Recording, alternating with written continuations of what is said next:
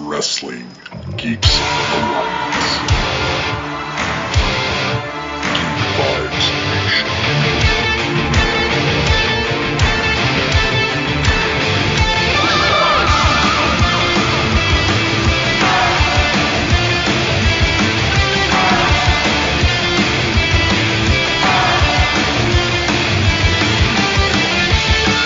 Hello, everyone out there. How are you guys doing? We have another episode of Wrestling Geeks Alliance for you guys.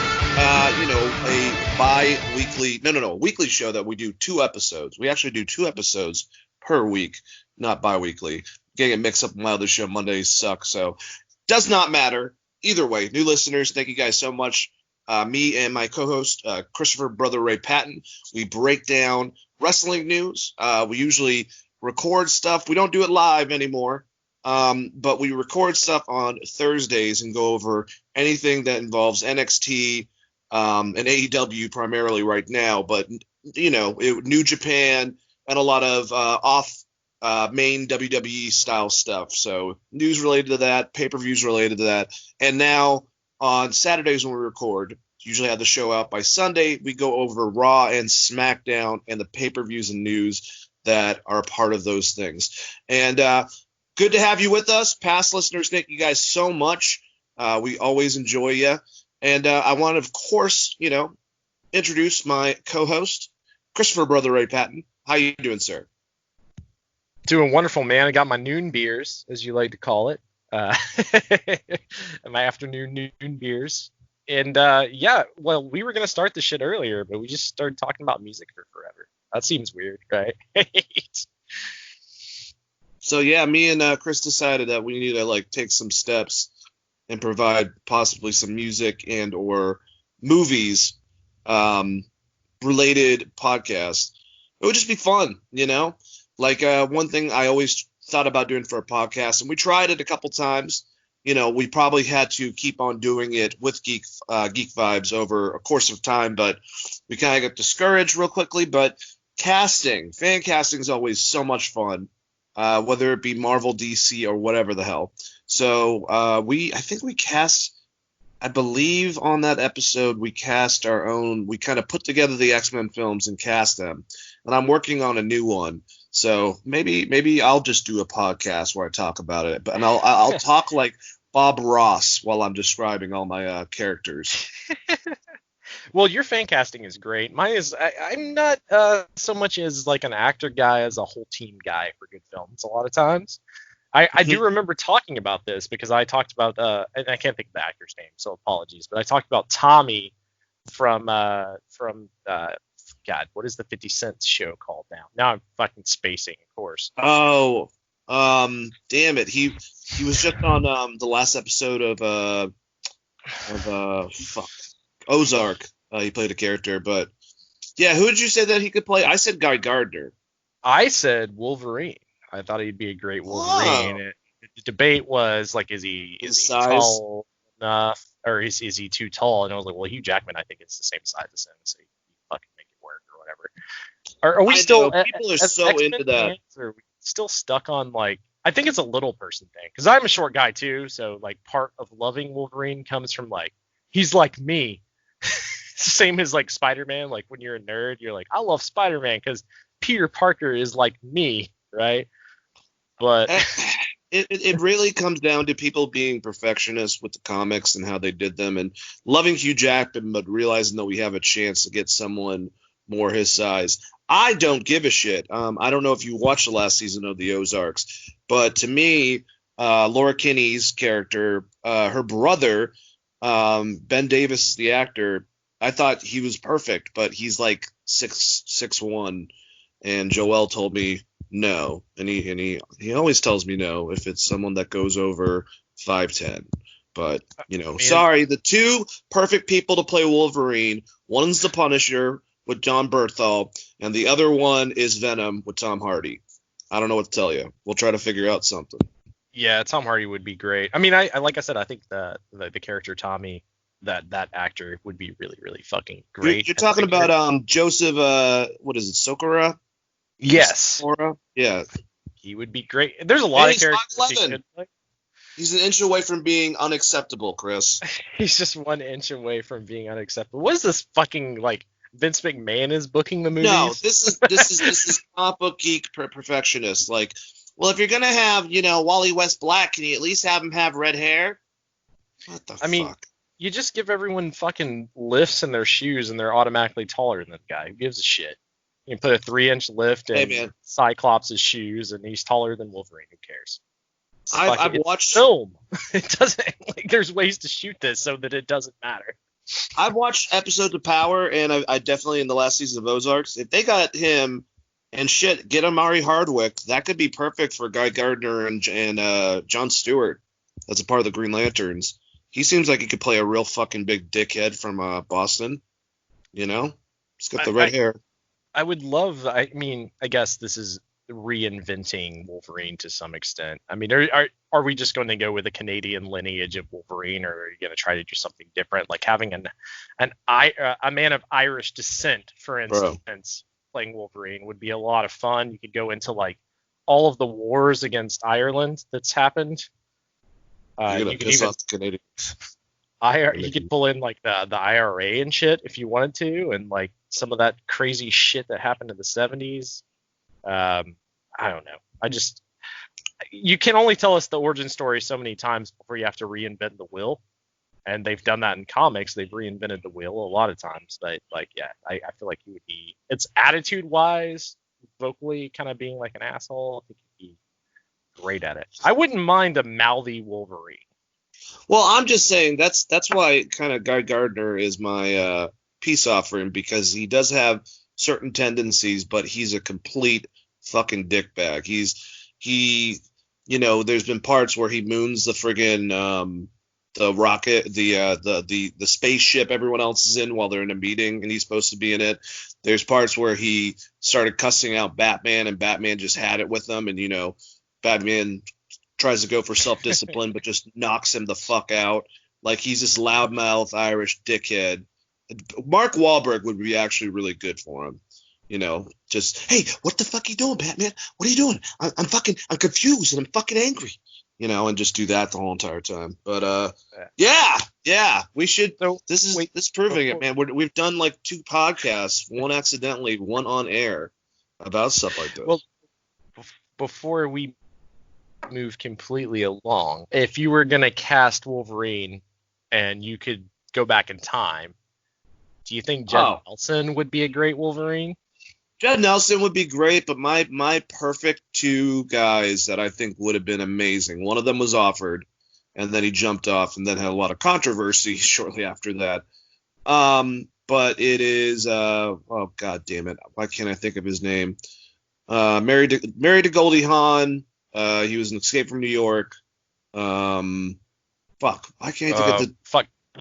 Okay, why do I Kurt keep Russell? Kurt Russell. Yeah. And Mel Gibson, I think both would have been great. They're actually a little bit shorter. They definitely have that type of look for it. But I love Hugh Jackman. And if you're asking me, I have a couple choices for modern, but I still, because of his performance in the last couple movies I've seen him in, I still think Shia LaBeouf would kill that role if they gave him a chance to. He would, and we already exploded the Geek Vibes page with that one, so. Yes, we did. Yes, we did. We both agreed on Shia LaBeouf. Some people that want to burn my eyes probably when they hear that concept. Well, I mean, he's really good at. I mean, like, what was it? Is it Honey? That last indie film that he did. What the hell's the name of it? He plays kind of a dark, introverted character that's a little perfect for Wolverine, and he's got the size.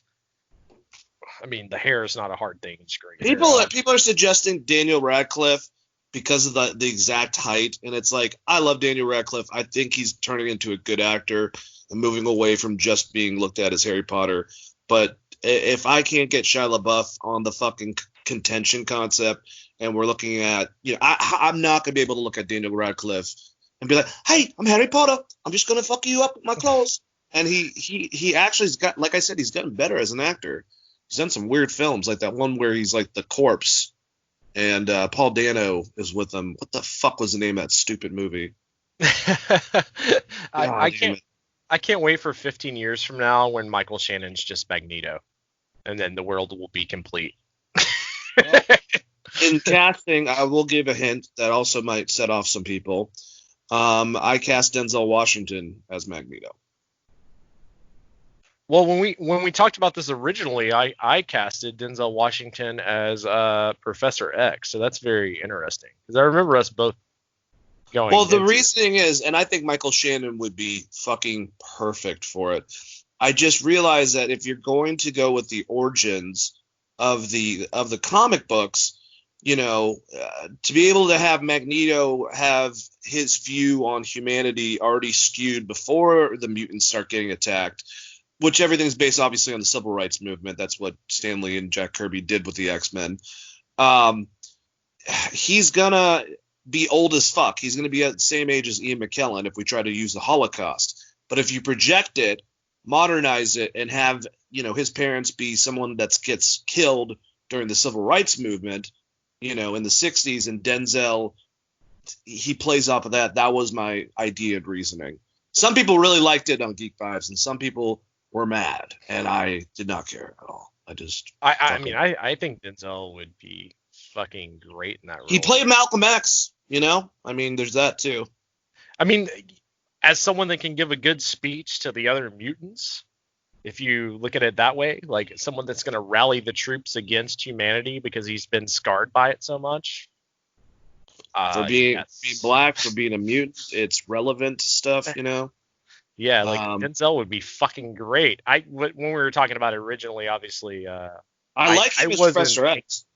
I wasn't thinking about it. I liked the rumor that he was going to play Lex Luthor. I was like, ooh, okay. Yeah, man, get Denzel, like the attitude from fucking American Gangster as Lex Luthor, but still the intelligence obviously is there. Yeah, but that didn't happen. I want Flight Denzel doing something in a comic movie very soon. I got that, man. I got that. So he's so fucking good in that film. That film is very underrated. Does not get enough love. Because I think it's the ending around Sully. You're talking about Flight. Okay, I thought you were talking about American Gangster. It's like I love that film, and then towards the ending, it just kind of gets boring and kind of flizzles out. But yeah, Flight. All right. We got to start talking about wrestling stuff. I know that we're avoiding basically talking about Raw and SmackDown, but I will say, me and you were texting during Raw last week, and we did enjoy it. They had a lot of good matches on this. So I guess let's just dive in to Monday Night Raw. All right, so we had the show start off with a match between Aleister Black and Seth Rollins. It started off with a Rollins promo. Black was able to pin him by reversing a roll-up into a roll-up of his own. And after the match, Austin Theory, Murphy helped Rollins beat down Black and Humberto Carrillo, with both Black and Carrillo receiving stomps from Mr. Seth Rollins. Very out of nowhere, win for Aleister Black, but good, I think. I don't think it's going to really hurt Seth Rollins. We're going to get more out of the two of these guys. I thought they worked really well, but I feel like we kind of got a sample service. So I'm hoping that we continue with some more matches between the two, because I just have a feeling they can have some pretty good chemistry based on their in-ring work. But I like this. I don't know. Rollins, do you think he's going to snap again? Is that what we're going towards? Is that this calm demeanor, he's going to have another moment where he hurts someone or something, Chris? If they hadn't buried the curb stomp, that the ending of that match would have meant way more.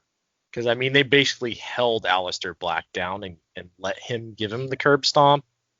Like when Bray Wyatt takes 6 of the fucking things, it's hard to care as much, but that move is so effective. They should have treated that move more like his finisher should have been the pedigree, in my opinion, and then that be like his I'm gonna kill a guy move.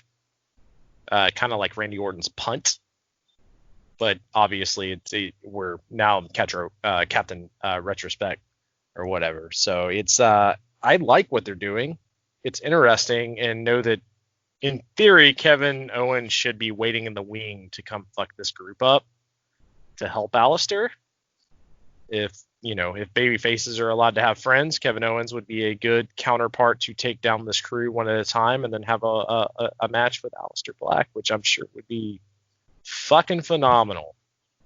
But yes, I liked the intro of the show. I thought it was a very good match. This thing went way longer than what they do with opening matches most of the time.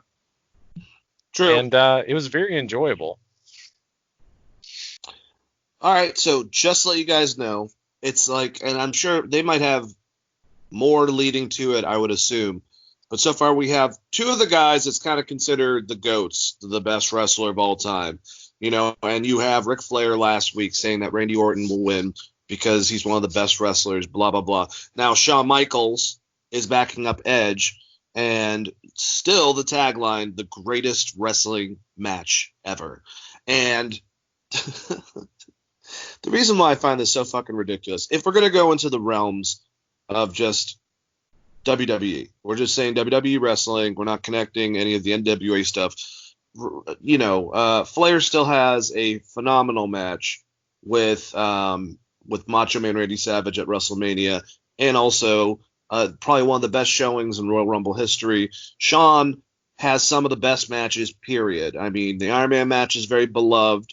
You know, you have obviously his match with Kurt Angle, his match with Jericho, later his two matches with Undertaker. So I just think that proposing to these legends this concept of the best match ever, you know, and putting that much pressure on Edge and Randy Orton, who should have had a singles match like this to begin with, is just fucking stupid. And also Lana and MVP argue backstage, ending with her slapping him. I don't care. Anyways, but Chris, Shawn Michaels, Edge is going to win this.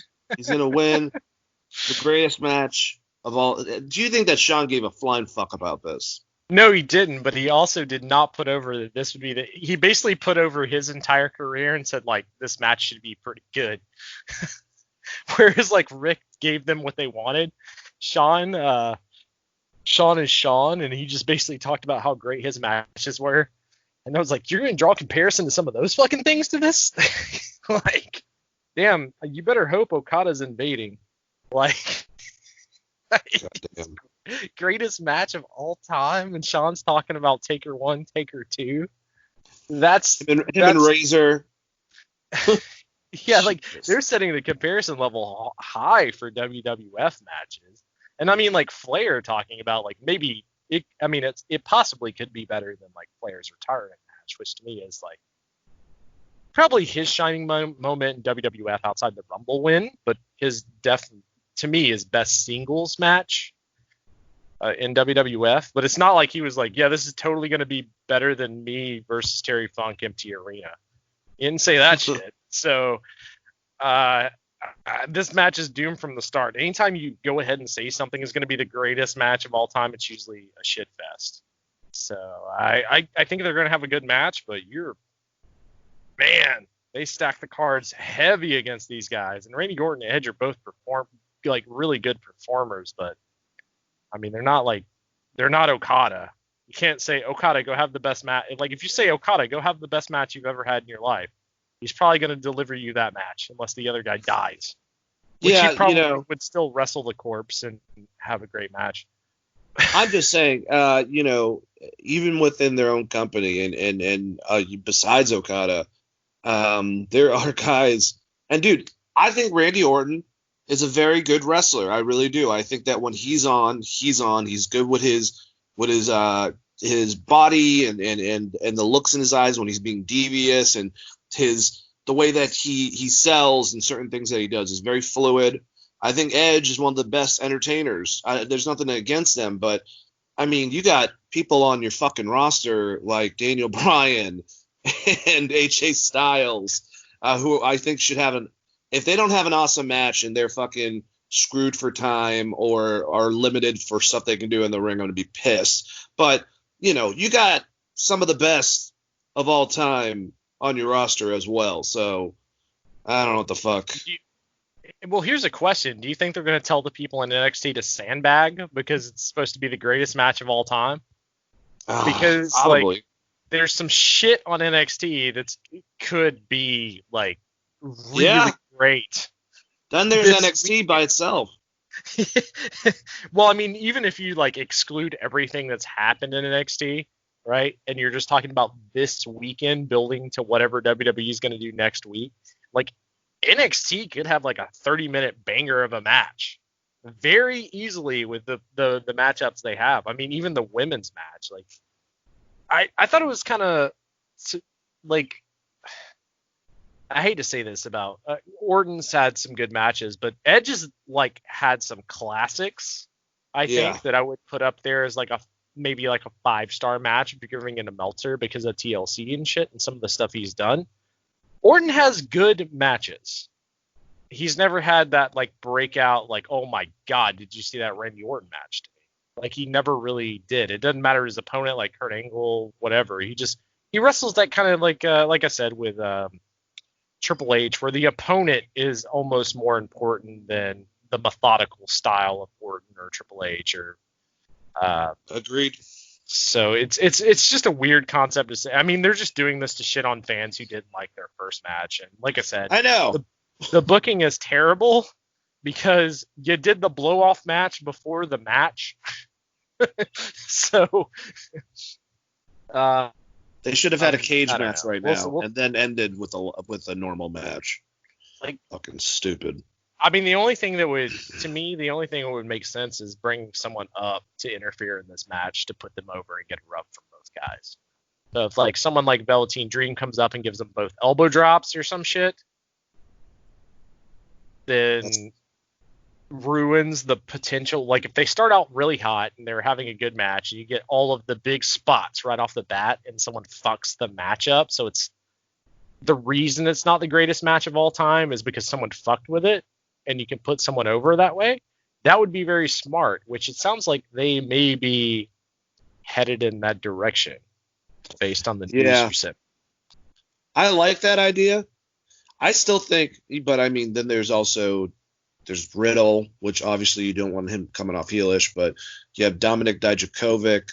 I forgot, besides Velveteen Dream, who was another person rumored. I know Adam Cole wants to, but that's between him and Dream, so it's kind of a confusing, conflicting concept. Yeah, that's also another interesting thing that we're not going to get a chance to talk about, and I think we would forget by next week. So Adam Cole wants to go to the main roster. We kind of assumed, a lot of people analyzing kind of assumed, Dream's going to pick it up, and then Adam Cole will make his way to the roster with or without the rest of the Undisputed Era. We don't know about that whole entire thing. His contract, and he has not resigned, he's been asked to resign, is up in August.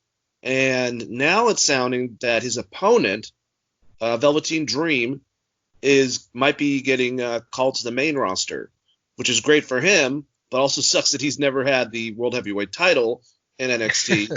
And also now, you just keep it on Adam Cole for another... I guess Loomis would be the next guy in line. And is Adam going to get his girlfriends over in the other company? He's got a lot of other friends in the other company. Is he going to be like, what the fuck am I going to be, even though we love NXT and a lot of us fans, we consider it more than just the thing that's a measuring stick. I consider it the best WWE product. We know how much they get paid. That's a big difference. We know how there are differences. And Adam Cole's a personality that, even though he's the size of Shawn Michaels, just a little bit skinnier, he still could do some damage on the main product, especially if he showed up like Chris Jericho did with The Rock. Like, you have one of the biggest stars and he comes out and starts talking shit. You can definitely do it. But, I mean, do you think that there's any reasoning to believe, Chris, that he could be getting aggravated with just saying an NXT, and that maybe even could have him consider his options basically come August? Depending on what contract they offer him, I could easily see him leaving, because when he went to the main roster, even when they were doing the NXT crossover stuff, they didn't book him like $1 million. And you listen to like Meltzer or Brian Alvarez, which I'm sure he listens to. Wrestlers say they don't listen to this shit, but they do. About because like if you were performing, you would want to hear like your liner notes. Like it's like the same thing as playing a show. You want to go talk to everyone that watched your show. It's like, hey, how did I do? Is that okay? Did you like that? When you think about Adam Cole, in the fact that he's had so many great matches in NXT, and then when they put him on main, they kind of just didn't utilize him at all and put Keith Lee over. Depending on how much they're going to pay him to stay on NXT, I could easily see him leaving, unless he's just forms some kind of bond with the people that are in WWE.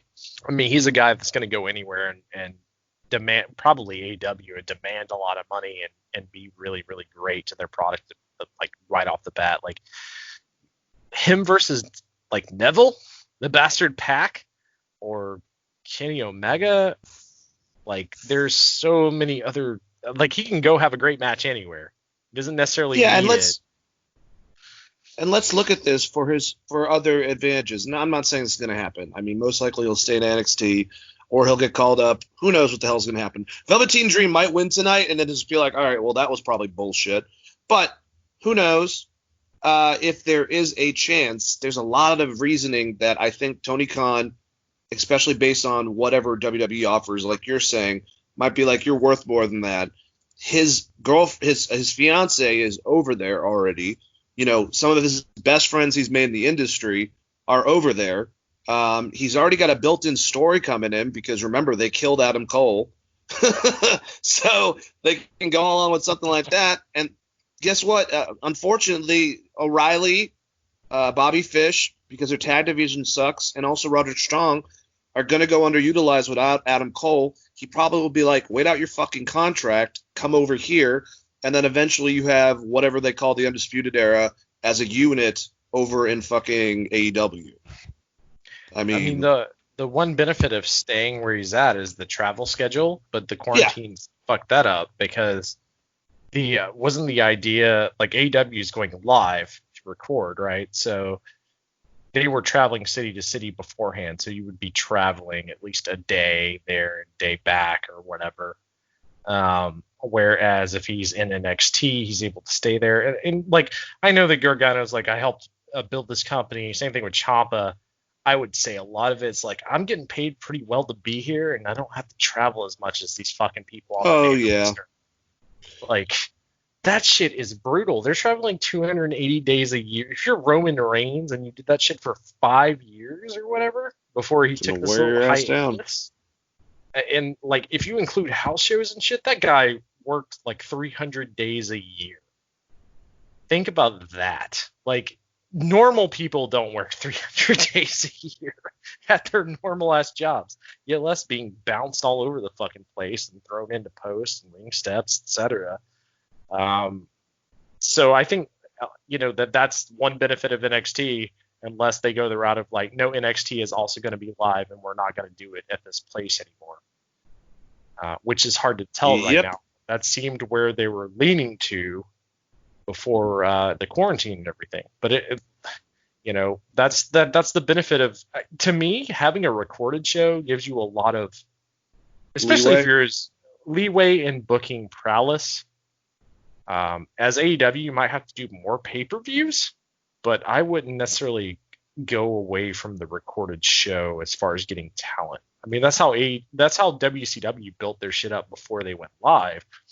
Is the idea was like, you only had to live in Orlando and drive. So that's it. Which is the benefit of NXT, and if they start taking that away, I think you'll see people, well, if I'm going to have to travel anyways, I might go work somewhere where I'm going to be more appreciated. With Adam Cole, I mean, he's got a lot of friends, like you said, in AEW, he's done shit with them before.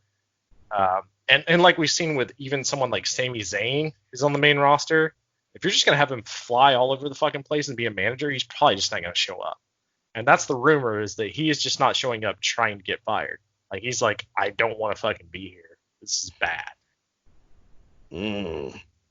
It sucks, man. And, another person that it just like he gets, we talk about this every week, flip-flopped to flip-flopped, won at WrestleMania, off TV several weeks, comes back more comedic than ever, and his opponent that loses gets a title shot right off the bat.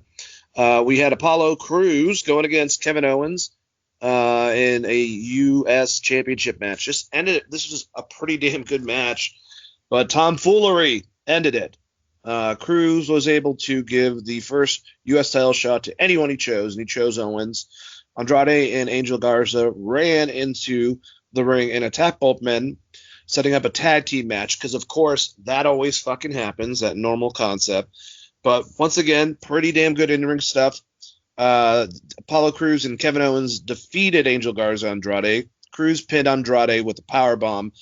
Definitely dissension with Selena, it seems, and Andrade. Andrade seems to be having not the best time. And, yeah, so Kevin, I mean, he stood tall, but, like, is he now like a gatekeeper wrestler? Is that his role? Is it whatever the hell we need you, kind of Big Show-ish? And then the Viking Raiders and the Street Profits bowled. It was actually a pretty funny fucking segment. They've been fine. It is what it is. I'm looking forward to a match. Anyways, how did you like the setup match to the real tag team match, Chris? Isn't that a great way to do it? Well, I fucking hated it because, if anything, like I said, Kevin Owens should be still pissed at Rollins and helping Aleister Black, who just got curb stomped later on the show. That's more of what I was alluding to. If you're going to do like a tag team match, it makes sense for him to be there. But whatever. They think he's a mid-card guy, I guess, and they're just going to put him in the mid-card with Apollo. Maybe they're trying to give Apollo a rub. If so, Kevin being there is not a bad idea. I don't know. This poor fucking guy is signed till 2023. So if they think he's a gatekeeper, that really sucks. Maybe he should go the Sami Zayn route and quarantine himself and not show up. Yeah. The prize fighter. Kill Sting, kill. Fight Owens, fight. I mean, everyone that knows, has listened to this, our past listeners, everyone that's listened to this podcast since day one, I've said, they have tried to fuck over Kevin Owens every way they can. He's basically the modern day Dusty Rhodes of WWF. They don't want this guy to be successful, but he continues to get himself over. It's fucking awful what they've done to him and what they could have had. Because when he came in and whipped John Cena's ass and stepped on that United States title, which is why that title would be important to Kevin Owens to begin with, which they did not display in that show at all. Because he beat John Cena. Like, he beat the biggest guy in the fucking company, and then they did dick all with his push. So, I don't Chris, would you say, and I mean, I guess I should know this because we do these fucking lists all the goddamn time. Would you say Kevin Owens is right after Okada, second favorite wrestler of this generation for you? No, I mean, I would say AJ Styles probably, and then after him, Naito. I love Kevin. I'm a huge Kevin Owens mark. The problem is that the really great Kevin Steen shit's like a 2-year run in Ring of Honor before he went to WWE, and he's been good there as like a Chris Jericho type comedy guy, but they don't let him turn it on to 11 and really have those great matches as opposed to like, I mean, he's not AJ Styles. He has to work. His matches need a little bit more time than AJ. Like, AJ can just go in and have a good match with anyone. Same thing with Okada.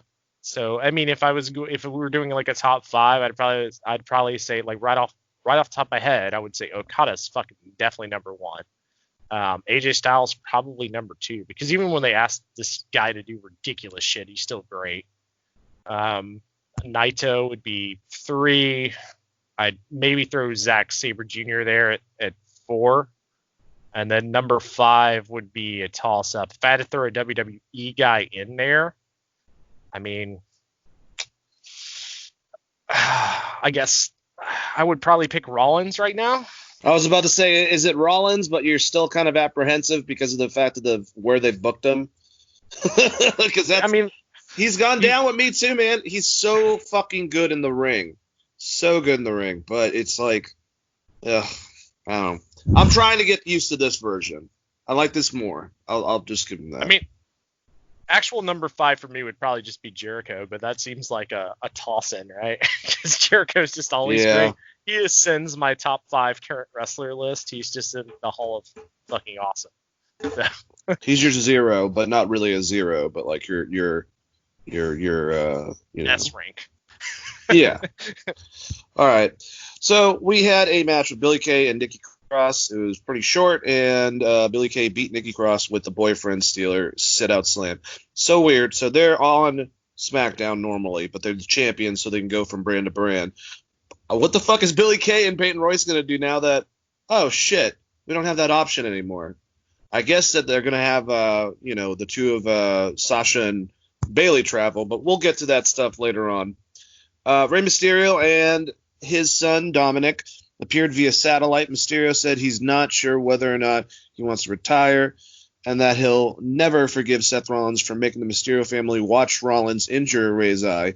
And Dominic promised an eye for an eye. Dominic got pretty goddamn angry, man. I'm scared of him. I'm not an idiot. Obviously, he's Walter, so I don't want to mess with Walter at all. What do you think about this promo? Great promo. Ray's still awesome, and I love the little delay where he gets up like Ray's gonna walk away, and then he sits back down and he says, "You like the Bible so much, an eye for an eye."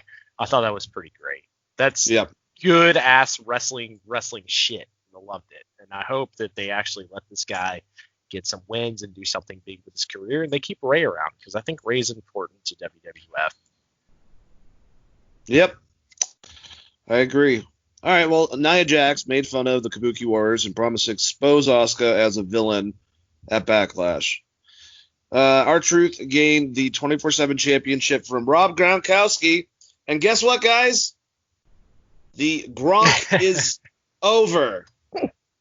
In their contracts going into it, Rob, I guess, had some part that said that if he decided to go back to football, he would be able to get out because you can't do wrestling and football at the same time, risking injuries for the season. So he obviously went to Tampa with his good friend, Mr. Tom Brady. And, okay. I don't even know what the fuck to say to this, Chris. I do know that this worked because it was all over sports radio here in Atlanta. Like, there are people talking about this match, and if that's what, if this was the last thing, Gronkowski still does have that draw, and he can always come back after the season. I think this is probably, if Tom Brady doesn't make the playoffs, this might be their last hurrah in general. So, whatever, man. That guy is a great athlete, great football player. He can always come back. I mean, he could always just win this shit mid-season. We're setting it up for the King of Boston between Mr. Gronkowski and John Cena in the future, I thought. Yeah, I just feel like they really missed the mark by not having, Tom Brady win it. I just love that, even though they didn't, R-Truth was convinced that Tom Brady did have it at one point. That was supposed to believe. 24/7 7-Eleven I-85 championship. That's why I do.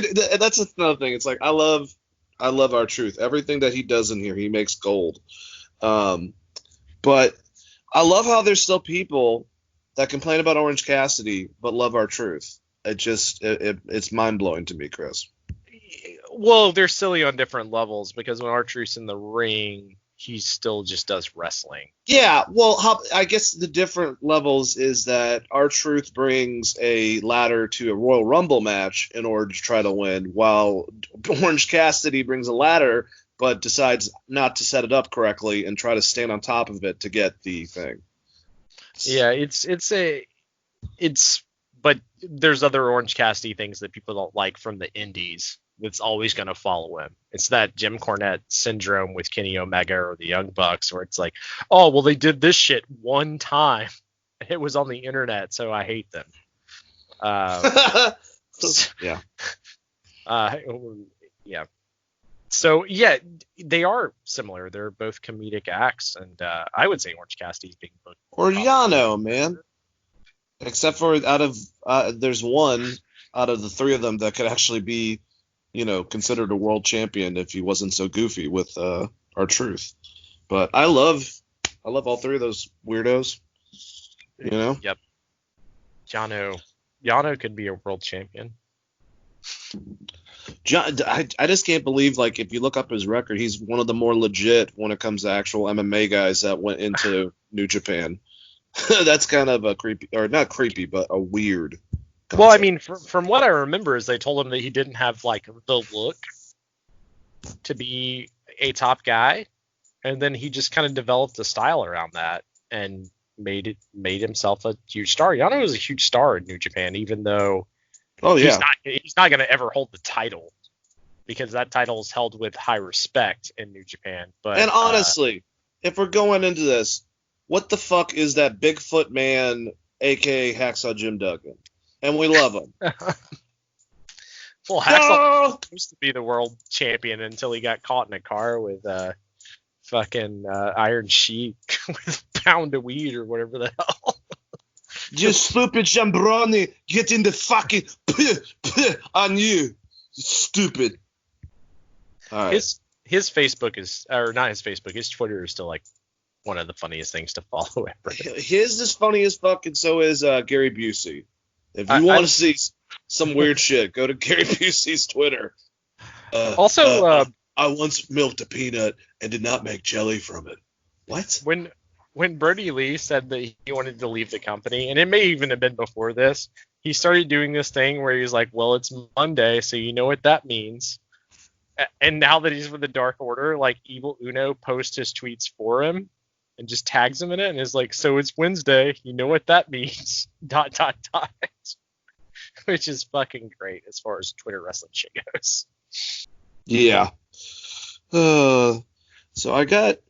All right, I'll check this out. I might have some news that just got sent to me.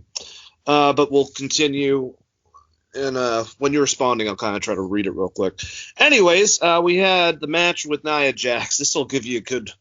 God damn it. A nice little conversation piece, Chris. Nia Jax, Kairi Sane. The last time they got in the fucking ring, we had a buckle bomb that was supposed to be a buckle bomb, but was actually launching a human body that hit the second buckle. Completely incorrect, hurting Kairi Sane. And this time, Kairi Sane gets ripped out of the ring, and basically Nia just pushes her head forward. She trips and goes face first into stairs. We don't really know if it was manipulated because it was recorded. But, you know, they get her in the ring, 1, 2, 3, and we don't notice that she is bleeding everywhere from the way they filmed it. And Asuka came out. She got in Nia's face. But yeah, just fucking stupid. I don't get it. I just like I said, I keep on saying, like, her family lineage, all of them are so good at wrestling. And I don't know, man. She's fucking dangerous. I know Kairi's very small, but, you know, she's more close than the average size wrestler. And those are not excuses that happen with female wrestlers like, you know, Nyla Rose. I haven't seen her accidentally fucking throw someone towards something. Or even Tamina, or you know, Jessica Havoc over an Impact. So it's ODB I don't think has ever fucking, you know, outpowered someone and just thrown them around, ragdolled them and thrown them around, and it's pretty fucking it's bad. I'm worried that she's gonna hurt someone. This is twice with Kairi. We saw the pictures. She split her fucking head open. I don't think Kairi Sane's gonna want to fucking resign. I'm just getting that opinion. Yeah, Nia Jax needs to go back to the Performance Center. She needs to work on her shit, man, and not be so goddamn clumsy with people's lives and, you know, careers in her fucking hand. But that's how I feel. I don't know. How do you feel, Chris? She needs to just be fucking fired. I don't think going back to the Performance Center is going to help her at this point. I don't want her working with anyone down there either, honestly. I mean, how are you going to fuck a person up on an Irish whip? You're not really slinging them. All you're doing is pushing their body so that they can do their own run into whatever they're going to hit. Whether it's the ropes, ring post, stairs, whatever. She ragdolled the shit out of her, and then WWE, the editing machine, tried to edit it out. But even editing it out, the first thing you sent me on Messenger is like, that stair spot was scary as fuck. Which was 100% right, because she threw her right into the fucking corner because when you grab someone, you sling them, and they're supposed to be running straight, but you're whipping around at a 360-degree angle. They're not going to go straight. They're going to go to wherever you threw them when you ended your spin, which is what happened. She tried her best to protect herself, but like, fucking A. I don't know. I mean, like, if I'm Kairi Sane, I accept another match with her, and then I just load up some brass knucks and hit this bitch for real. Like, honestly. There's a big gap in Stardom right now that just got bought by a massive company. Probably not the best idea just not to re-sign. I would go back to Stardom, because like if the end goal is this person is going to try to kill me every time we get in the ring, or I can go to Stardom and be like the biggest star ever and have good wrestling matches, I'm going to fucking Stardom regardless of the money, because I don't want someone trying to fucking kill me. I just wish that there was someone on the roster like an Awesome Kong or an Aja Kong or like a ODB, like you said, that would really put this person in their place. And maybe it's going to come with Asuka. I mean, we might see a hard-ass receipt. I mean, Asuka's not big, but she could, because of Asuka's moveset and arm manipulation and stiff-ass Daniel Bryan-style kicks when you're on your knees, she could lay one of those fuckers in and just turn the lights out. Because if you're giving up your body to someone to kick you, maybe a mistake happens. And the only reason I think that I think people are done wrestling her, honestly, because you haven't really seen anything with her and Natalya, and that was like an original feud with them, and like or Becky doesn't want to wrestle her anymore, obviously. In my opinion, it's not a mistake anymore if it happens, if you injure someone 9 out of 6 times. And it's still incredible to me that Charlotte is alive after what happened to her 2 years ago, where fucking Nia dropped her on her fucking. So this isn't ring rust at this point. She's just careless, and you know what? I wouldn't want her wrestling anyone in NXT with Tegan Nox, because that's like your future. You can go put her against Tegan Nox. Or Dakota Kai. Oh, my God. Dakota Kai or Io Shirai. Like, why? Because she's bad. You just need Asuka to kill her and then fire her. I'm sorry. Like, I know she's The Rock's cousin and shit. It sucks. But, like, they didn't fire the Usos. They're kind of related to The Rock, and they got, like, multiple DUIs. So. Attempted murder. Maybe that's how you sell it. Like, one of them got out and tried to whip the shit out of a police officer. They let that slide. I mean, at some point, you do have to look at the safety of your other performers and either just not book the person, or, I mean, Brian Alvarez last week was like, I'm not going to bury it until I see it, but I heard that it was bad.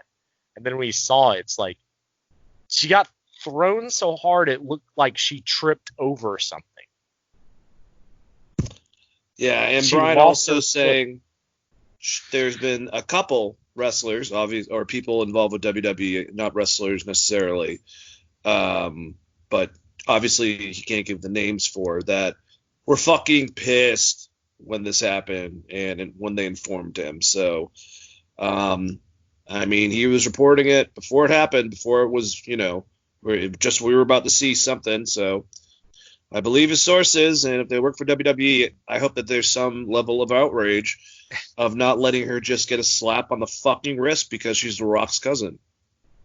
He almost name dropped too, is the problem. Like, he was like, so this, and then he was like, I can't say his name. And then backed it off. So there was definitely, anyone that watched that would be pissed off. I mean, it's an Irish whip. That's like one of the first things you learn in wrestling. So, I mean, she got ragdolled. Look at it how you will. I know they're trying to sell the story of Kari getting hurt by Nia, but this is how you do it. You just put her through a table or something. Easy. Yeah. You don't have to actually try to fucking kill the person every time you wrestle them. And I asked you when we were talking about it, I was like, is she being punished for something that I'm not aware of? Nope. That's not it at all. I know. Yeah, what are you going to do? But put Nia versus JBL. Put Nia versus JBL. It's too bad. I mean, as annoyed as all of us got with her comments, it's too bad Ronda doesn't work for the fucking company, or Shayna couldn't just like shoot on her ass or something. Oh well. Well, that was so funny because Nia was the person that was like, "Yeah, you hurt my friend," and then she immediately. Ronda in her first fucking year with little to no experience hurts two people, and yeah, it sucked. It did suck. During that same year, Nia punched fucking Becky in the face and broke her nose. Caused an amazing concept, but she's injured and or hurt about 6 or I would say almost 8 injuries so far. I mean, lucky for Becky, that shit actually worked out in her favor. Yeah, but she doesn't remember any of that. She got a concussion from it. Good shit. And before that, Nia was dropping people on their fucking heads. So it's like, a concussion can happen. I wonder if it's safer to wrestle with Khali, for Christ's sakes. Probably. Because Khali's just going to pick you up and slam you. So as long as you land okay. Chop you and slam you. That's kind of it. Khali's a terrible wrestler, but because he only does 2 things and he does them okay, probably safer. Nia does 0 things that are safe, apparently. Apparently, a fucking whip. So from what Jericho said, the worst thing was his chops. And I would not want to get chopped by a redwood, basically. So, yeah. All right. Yeah, he laid those fucking things in. That was his signature moves, right? Yeah. All right. Chops. They had a name for it. I can't remember what the name was, but yes, that was like his big. And if you yesterday, and I'll share this to Geek Vibes as well, I posted Razor Ramon's debut match where he's wrestling some jobber. He is chopping the ever-loving shit out of this guy, like overhand open chopping him. It's very Khali. I'll repost it, but Jesus, it's just echoing. And that's before they used to mic the ring the way they do now. Like, it's just going. Crazy shit. All right, so Randy Orton believes that he will win the greatest wrestling match ever. Randy, if you picked Edge, I'd be worried about you, like on a mental note. So thank you for letting us know that. Anyways, Charlotte went against Asuka, and we had another count-out thing. They're doing this. This one's more based on interference. The count-out thing I thought was good in the situation of Lacey Evans and, I can't remember her name. Mandy Rose's old partner. Damn it. The kick fight. Oh, man. Sonya Deville, and they had it where they got an extension with their feud due to 10 count out. There's this, and there's one more that's coming up. I don't remember if it was actually on NXT or if it's on the upcoming Smackdown that we're going to do next. But the whole count out to make both of them look good, it's like they fucking do this in WWE. Instead of using it just sparingly, like they don't use it forever, then they'll use it like 5 times in a fucking row until it's like, all right, you guys have done literally that thing way too much. It's ineffective now. But there's a count out when Nia Jackson interfered, attacked Asuka. Jax wore Asuka's mask and face paint during the attack. Blah, blah, blah, blah. I wish I could have seen a match between Charlotte and Asuka. And from what we got was pretty awesome. And then Nia came out with her face paint, and it was cosplay. It was terrible. What did you think? So the Randy Orton promo I thought was very, very good. I like that he pivoted off the internet's comments about him being kind of a lazy worker and someone that's just a WWE guy, basically. I like that he pivoted off that. I like when he said, "You're right. I don't have to try as hard as everyone else because I'm that fucking good," basically. Yep. He's like, I don't have to sell my soul to win a title. He's like, I'm that good. And if you look at Randy Orton's career, he's like, a 13-time champion in WWE, so it checks out. So everything he said, I really felt, even from like a realism standpoint of who Randy Orton is and Randy Orton the character is, it made sense. So I like that promo a lot. So Randy Orton's promos the past like 2-3 months have been fucking great. Like, Yep. top tier, good ass promos. Edge's promo earlier in the show, not on the same level as what Randy cut here. It's like when John Cena was against The Rock and Rock was just talking about Fruity Pebbles and shit, and John Cena was saying some real shit.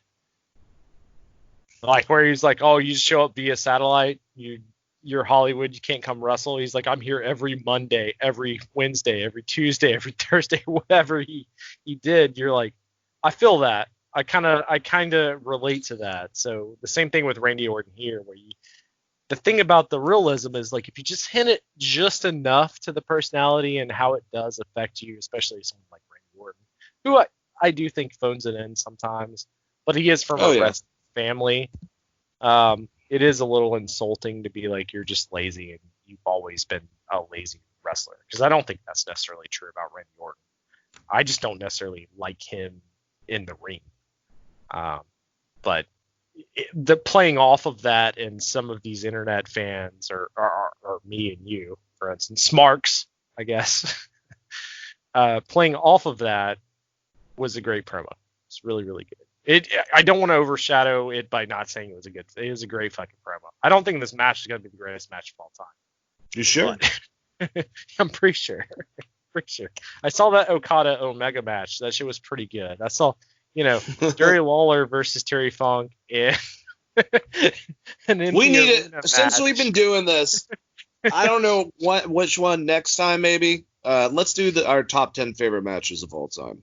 There's a lot, but there's a lot. You could go up to 20 if you really need to. I think so. I think I need to, because there's like some shit that I've seen on like Monday Night Raws or whatever. It was like, that was a great match. Oh my god. The Shawn Kurt Angle 30-minute Iron Man match, or the Brock and Angle 30-minute Iron Man match on Smackdown. That shit was awesome. To get to the main event, I think I texted you. I was like, this is a good ass match. Like, Charlotte and Asuka, turns out two good wrestlers together can have a good fucking match. And then as soon as Nia's her music hit, I was like, well, here comes Nia to ruin it. My biggest problem with this is we heard no count out at all, and the bell rung and she got hit after. So my immediate question was like, did the bell ring before she got hit? What the hell happened? Because we didn't hear the refs count out. I have no idea, man. It was just like, I'm sure Vince was fucking scorching out a fucking gasket out of his head. I'm assuming they just what happened is they just edited it together. Maybe it took too long for Nia to get there or something, and they clipped it. I mean, it just was so weird, because by the time she actually hit Charlotte, the bell had rung and Charlotte was standing outside of the ring. So it's like, the fuck? Was it Charlotte standing outside the ring or Asuka? I can't remember. But anyway, in any case, whatever the fuckery happened outside of the ring, it was not. I thought it was a DQ due to interference, not a count out victory. Yep. Which now they're selling as a count out victory. But if you go back and watch that show, there is no audible count from the referee. I don't know, man. It's so fucking confusing sometimes. So we had our last match. WWE Champion Drew McIntyre going against MVP. Lana showed up before the match to cause a distraction. McIntyre pinned MVP with a Claymore. After the match, Lashley put McIntyre into the full Nelson. It's fine. It's setting up stuff. Nothing too crazy. MVP's really good in the ring, especially based on his age. What'd you think? This wasn't a main event. I thought it was. I think it was a decent main event, and it's really funny to know that MVP had to leave the company for like 15 years to be part of a main event. Because he was so great when he was there. That's not an insult to MVP. That's just like, y'all fucking did that to yourself. Yeah. MVP's always been good. You just slept on him. Ballin'. Yeah, I thought this was pretty good for Drew McIntyre. They got to give him something to do. I don't like the full Nelson lock. In a world where we have all this joint manipulation and UFC type moves, Dude. throughout your entire company. The the full Dude, the Nelson. fucking torture rack. How effective would it look like if Bobby Lashley's giant, muscular ass put people in the fucking torture rack? Well, I Just mean, do it. yes, no one does that. I said that about No one. Nia Jax. I was like, Yeah. instead of her power bombing people or doing whatever move she's gonna fuck up next, like just have her fireman carry lift them and put them in the fucking torture rack. I mean, that's part of the reason why they did it. The Argentina backbreaker from the Bruno and Antonio Roca used to do back in the day. But hell yeah, dude! Bobby Lashley started doing the torture rack. It would look so brutal. It would look so fucking brutal. They need to bring back, and if you go back and watch WCW, when Lex picks someone up, like most of his matches are garbage, and they're very bad. Yeah. Hey, there's kind of like similarities between Lashley and Luger. But like the difference is Lex didn't try to do too much. He just, you do a high leg spot like Hogan.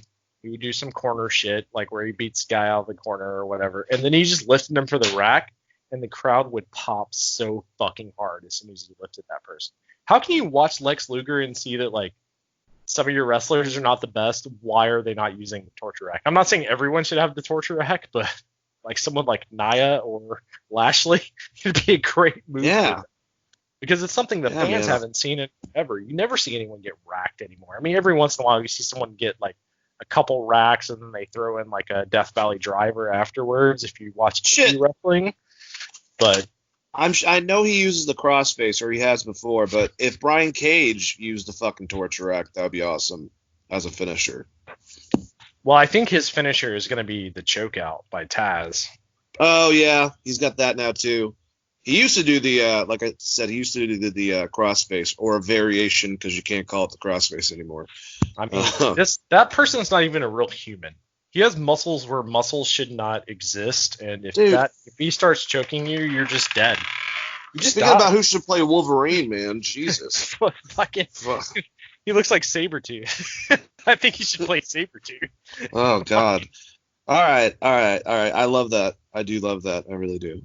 But let's move on to WWE Friday Night SmackDown results. The show opened up with Jeff Hardy. Jeff Hardy opened the show talking about last week's incident, on how he's doubted himself, but knows he didn't slip. Eyewitnesses said that a man with red hair and a red beard, I wonder who that could be, run away from the accident, which is why he returned to fight Sheamus. Sheamus interrupted, calling Jeff a junkie and insulting his family until Jeff attacked him. Sheamus hit a bro kick and tossed Hardy into the ringside plexiglass. And, this was all right. So, like we said last week, if Jeff Hardy okayed this whole entire thing, I mean, he's doing the angle. It just seems like this is a fuck you on the way out, like I said, unless he's staying for whatever God reason. But so he said that they poured the liquor bottles on him and then just planted them. I mean, I guess this is good detective work from Sheamus. This is a lot to do just to piss off a guy that made you mad because Michael Cole was talking about him during your matches. Let me just put it that way. But Sheamus, I guess, is that fucking evil. And, he called him a junkie and shit like that. My problem with all this is that, it goes back to what I said. Jeff has dealt with this in real life. Adam Page has not. I hope, I just realized, I hope I didn't call Adam Cole Adam Page earlier. I always do that if I ever listen to see how the show sounds. So before I was talking about Adam Cole. No, you were pretty solid today on your Coles and Pages. It's so hard, man. But anyways, Adam Page, he doesn't, and they're using it to kind of make him a cowboy. Like they're not saying, "Hey, drink all the fucking time," but that's his shtick. Scott Hall said that even the part where in WWE, when they were building up with him and Austin, where they kind of used it, but he more or less got alcohol poured all over him. It actually was one thing that caused him to relapse, just having the taste of beer in his mouth after, I think it was like 3 years without it. being sober. And who knows, maybe he's just making that shit up. But I'm just saying, I just don't like the concept of this. It's too soon. He got a DUI not that long ago. He's had struggles with all different types of drugs, painkillers, and alcohol as well. And they've sent him to rehab. I just don't. I don't agree with it. I didn't like it with when they did it with Jake Roberts and Jerry the King Lawler, and even though they worked it out, but even bringing it into him becoming a super Christian right before the King of the Ring, that Stone Cold one, and then Hawk and all that craziness, how he fucking hung himself as a part of that or threatened to. It's a fine line. I know that CM Punk criticized it, and a lot of people did on backstage, and Punk wasn't really a big fan of doing it the first time at all. So yeah, I just don't think this is that great of an idea. You can definitely use a way to have Jeff Hardy and Sheamus. Then Sheamus is so mad about Jeff Hardy getting attention with promos while he's in the ring that he tries to kill Elias and frame it on Jeff Hardy. Fucking stupid to me. Sorry. What'd you think, Chris? Sheamus is like a low-grade wrestler on SmackDown. He's not even in the fucking title picture. Why is this a storyline? That, just first and foremost, why is this a fucking storyline? He just got beat by Jeff Hardy twice, right? So why is this the storyline you're going with? You've done nothing to build Sheamus as a character. I hated this. I thought it was fucking terrible. I talked about it last week. I think it's really shitty to take someone's real life problems and try to put them out there. And they did this in Impact. It's a very fucking Vince Russo move where they had Jeff Hardy just like walking to the ring smoking a cigarette and shit after the Sting incident. The guy legitimately has given his body to the industry in a way that I don't know has been even. I mean, the only person I can think that's even close. A huge chunk of it with WWE. Yeah, the only person I could think of that's even fucking close to that is like, Mick. Foley or New Jack, as far as giving Or their Funk. body to the industry. It's shitty. It's very shitty. It's a very shitty way of doing business to try to get Sheamus over, which isn't going to work, by the way, because no one, if he beats Jeff Hardy, everyone's just going to hate him, and it's going to be go away after this angle, because people fucking love Jeff Hardy. I don't understand why you would treat your legend this way. I don't understand why they treated the Hardys this way in general, but Jeff is the guy I thought they could do something with, where he could at least give a big rub to whoever's at the top. Like him versus Kofi, if he didn't get injured, would have been a huge match that everyone would have loved. And by the way, there is no casual fans and smart fans at this point that are watching this fucking product. I mean, you may get some kids and shit, but for the most part, what you do and it gets reflected on the internet is your audience. And WWE needs to start realizing that shit, because there's no it's not dirt sheet territory anymore where it's the internet fans hate it. It's no, everyone hated it because everyone has a Facebook, a Twitter, it's just bad. It's fucking bad. It's in poor taste. Rebby Hardy said she broke her TV at being so pissed off about it. Matt Hardy condemned it as well. I mean, it's just in very bad taste. I mean, I don't know if Jeff was kind of forced into doing it. I know he did it or whatever, but we don't know what the end of the rainbow is. If the end of the rainbow is Jeff Hardy's going to win the title and he's going to stay in WWE, maybe that's why he did it. Maybe he wants to hit the top one more time, which he could easily do. I mean, he is when they say charismatic enigma, it is that Sting thing where Jeff Hardy just has that extra something that other people don't have. Because he's not a great promo. He's not the absolute best wrestler we've ever seen. But because he loves wrestling so much, it comes out with him being a person. There's the natural charisma there where you want to see him succeed no matter what. So just putting this in the fans' mouth is just shitty all around. It's not, like I said, it's not going to fucking help Sheamus at all. So, Sheamus running down, even if he ran over Jeff Hardy, that would maybe give Sheamus some hill heat, but like it's still Jeff Hardy. Like, be very careful what you do. And I think CM Punk was very classy on his comments about this and talking about how shitty it was, considering that Jeff Hardy had blasted him drunk before and had said some very negative shit about CM Punk, because he dropped the title to CM Punk in a match basically where he got fired at the end of it. But that was the entire story of the match, but Jeff still put him over and shit. And for CM Punk to kind of be the bigger man, and I don't say this a lot about CM Punk because I don't like him that much, as everyone who listens to the show knows, I thought he was really, really classy about that entire situation. So props on CM Punk, because he could have been petty as fuck and been like, yeah, this drunk asshole that made fun of me like after he dropped the title to me at a Waffle House or wherever the fuck they did that YouTube video that's everywhere. Craziness. I will say, I mean, we're obviously still within this. With wrestlers, I liked also what CM Punk had to say about the Black Lives Matter movement and the protesting. I thought that he made it very classy, was extremely heartfelt. He didn't want to, act like he should even have as much to say compared to his friends that were on the show, like Booker T and Mark Henry. And I thought The Rock's video was a class act of saying something, and I appreciated on those fronts. But Crazy enough, I thought all of those things were great, but listen to Cornette's podcast from yesterday in the opening, where he's talking about Black Lives Matter, which is funny because he got fired for racism recently by making a very racist joke on NWA or whatever. But I thought it was very. Let's talk about Ethiopians. It was very good.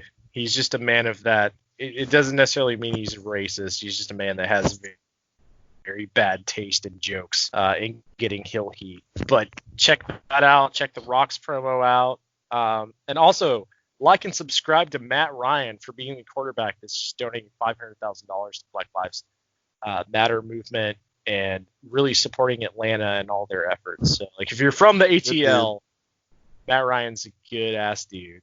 And never cheer against him if you're an Atlanta Falcons fan. Came from a land called Boston. Boston College. BCU, bro. Yeah, man. What do they call it? The Heights or whatever? I don't remember. But all right. I needed to put all that shit over. The Cornette thing. Oh, absolutely.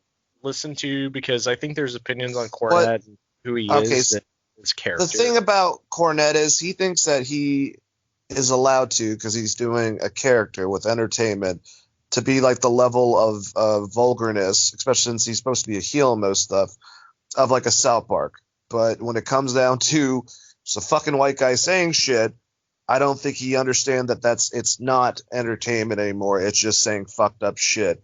But at the same time, he's actually a very, not saying that you have to be a diehard liberal, but he's got a lot of left values, and I've heard him say stuff like that before in the past. It's just he's set in his ways. He thinks that stuff that was funny, that he could commentate and get away with back in the 80s, it's still okay because he's just doing heel heat, but it's not. And he's not going to apologize. It's not. And there's also the thing about South Park, whether it's okay or not. Yeah. At what point do you draw the line of comedy? I don't know. It's a hard thing to talk about. I don't personally think that you draw. Well, I don't believe in the concept that some people say that you can make any joke funny.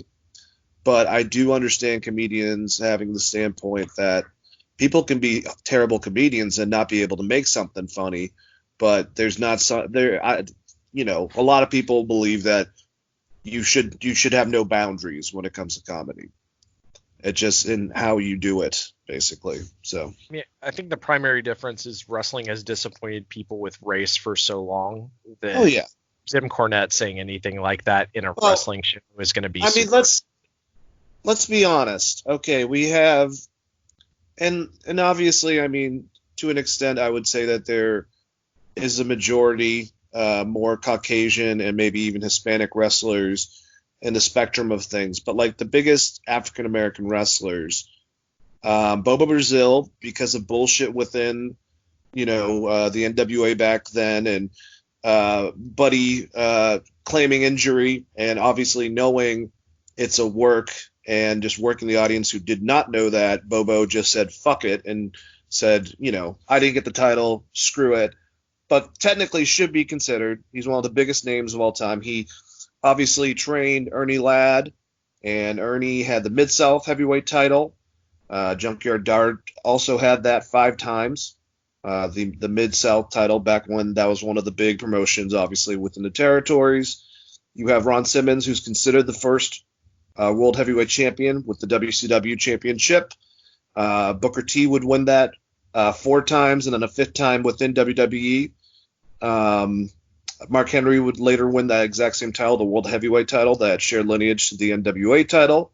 Ron Killens is considered the first NWA World Heavyweight Champion, and obviously recently, crazily, Kofi Kingston was the second because of The Rock, who's half Samoan, half African American, but full-blooded African champion for the WWE World Heavyweight Championship. And there you go. There's a nice little history lesson for everyone out there.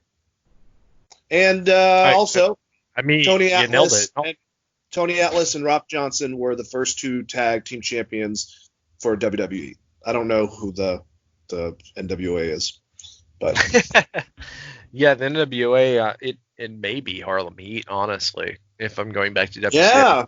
Right offhand, but it could be Harlem Heat unless Rocky Johnson and Tony won the NWA titles as well, which is also possible because they traveled. But you synopsed that. So you did a really great synopsis. Thank you, man. History of the lineage of African Americans winning title belts. The problem is the in between. Yes. As we've talked about on this show before, Colonel J. Parker won Harlem Heat in a poker game. Well, the problem is the in between.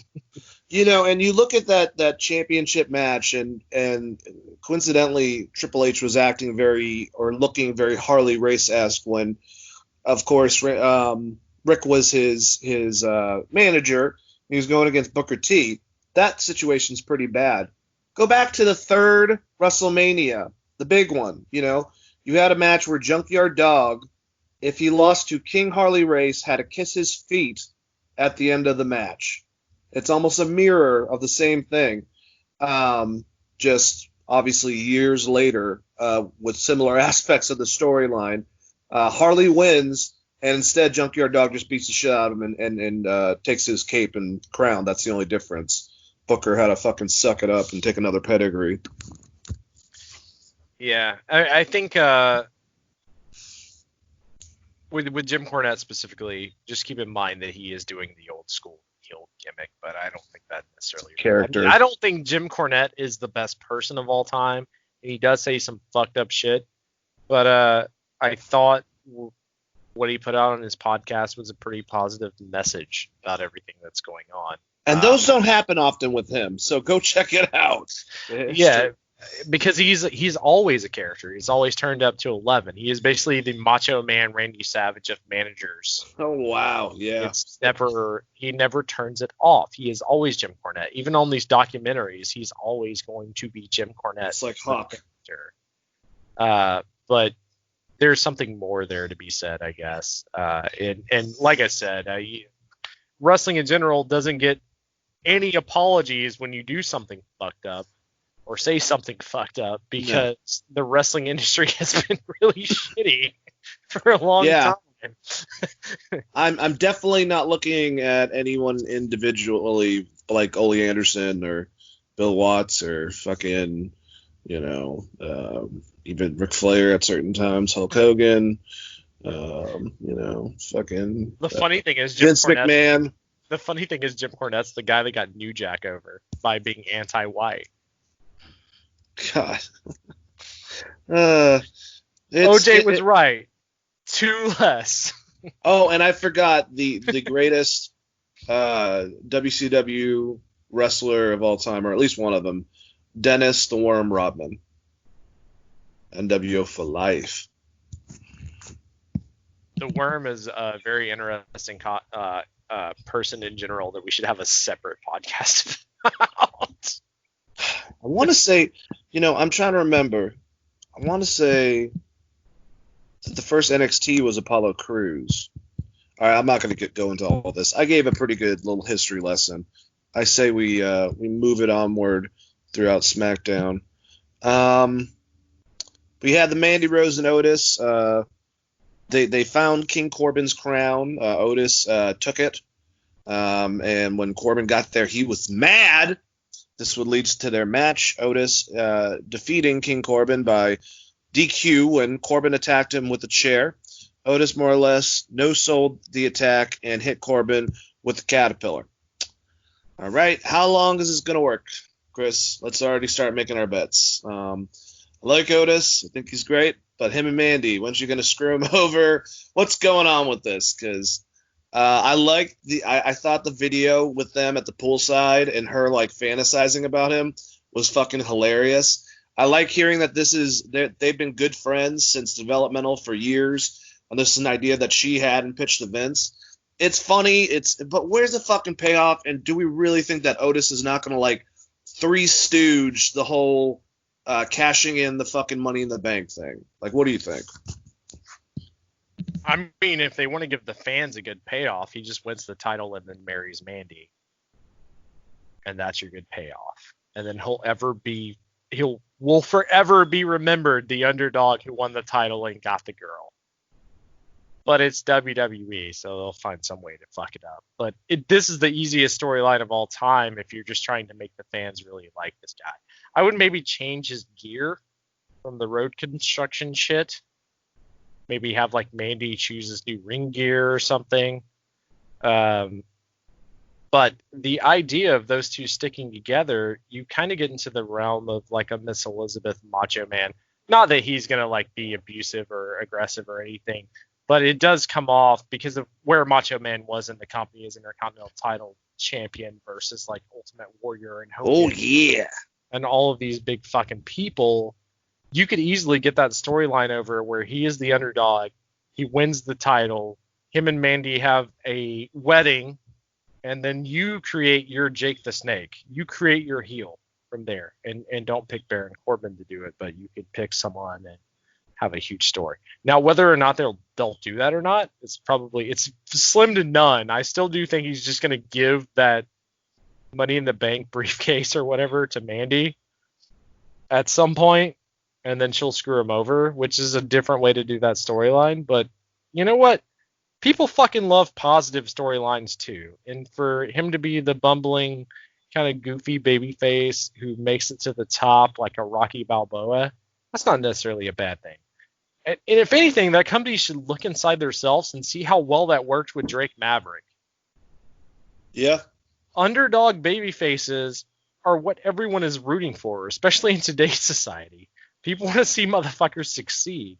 So, like, if Otis raised the title, it would be great. Especially if he got married afterwards. There's a lot of shit you could do with this storyline. Now, whether or not they fuck it up or not, that's on WWE. But to me, it's a very hard, and I still don't think he's going to win the title just because I don't trust WWE. But there's good things that you can do from him accidentally, that thing falling in his lap. And Mandy fantasizing about him, and there's a lot of storyline that you can tell there. It would be really great. And then afterwards, she could cheat on him, and you could have like a big feud afterwards for the championship title. There's so much good shit you could do. It's just, where's Tucky? Yeah, I don't know. Tucker's the better wrestler out of the two of them. He just has no personality. Tucky, where'd you go? Poor guy. He got furloughed, sweetie. Did he? No, I have no idea. I hope not. I'm not trying to put that out there. That would suck so bad. Because he could be the guy that comes in. It's like Otis is telling him, like, so guess what? They just told me. All right, so after we did so great in the Elimination Chamber as a tag team, they're going to keep on with me and Mandy in the storyline, and then I'm going to TLC, and then I'm going to win it, and then I win her too. And he's like, oh, okay, well, that's cool, man. I'm happy for you. And you're going back to you're going back to fucking NXT down to developmental. Do you mind if I team with Shorty G? Because we'd be a great fucking tag team. Are you saying Tucker and Shorty G? Yeah. That would be an awesome tag team. Like, why not? I mean, like, You he's have like, two collegiate wrestlers, one a huge one, and the other one smaller, and they could still be buddy with Otis. yeah, just Oh, I repackage love him, that. make him a tag team. Like, Tucker is a great wrestler. There's shit you can do with him. Obviously, Otis is just the guy. Like, he's charismatic as fuck, and everybody wants to love him. I still don't believe that they're going to give us the storyline we want, which I think I laid out the storyline everyone wants, where he gets the Cinderella ending, right? He wins the Yep. title, gets the girl, and then whatever happens after that, no one's going to care about. But you need to give us the moment. And they're going to fuck that up. They're not going to give us the moment. They're not going to give us the Macho Man, Randy Savage, Miss Elizabeth wedding moment. Otis looks like he ate Macho Man and Elizabeth. Oh, yeah. But you get what I'm saying? Like, Yeah. that- No, they're gonna fuck it up, and it's gonna be a giant like gerbil or like a guinea pig that attacks him. Or get the guinea pig off my chest. But like, if he wins the title and marries Mandy, and like is going to ride off in the sunset, and then you have the Fiend show up to just destroy it all. Yeah. That's good for everyone involved. Literally everyone. Let me ask you. And we talked about him earlier, and I compared Otis to him a couple weeks ago. Would you have cared back in the day if Hacksaw Jim Duggan won the heavyweight belt? No, because I think they would have booked him differently and gave him promos. And I've met Hacksaw Jim Duggan. He's very intelligent, and I think he could have done more with the character. Well, Otis is, he might not be like as dumb as they put him off on television too. Well, I saying. mean, to some extent, Macho Man is dumb, right? Hey, who the fuck you calling dumb now? But I mean, it's okay to be dumb as a wrestler as long as the storyline makes sense. I mean, Goku is the most simplest motherfucker of all time. But he's the most beloved hero of all time because he takes on all comers. Because he thinks it's fun. He's like, fighting's Lord. fun.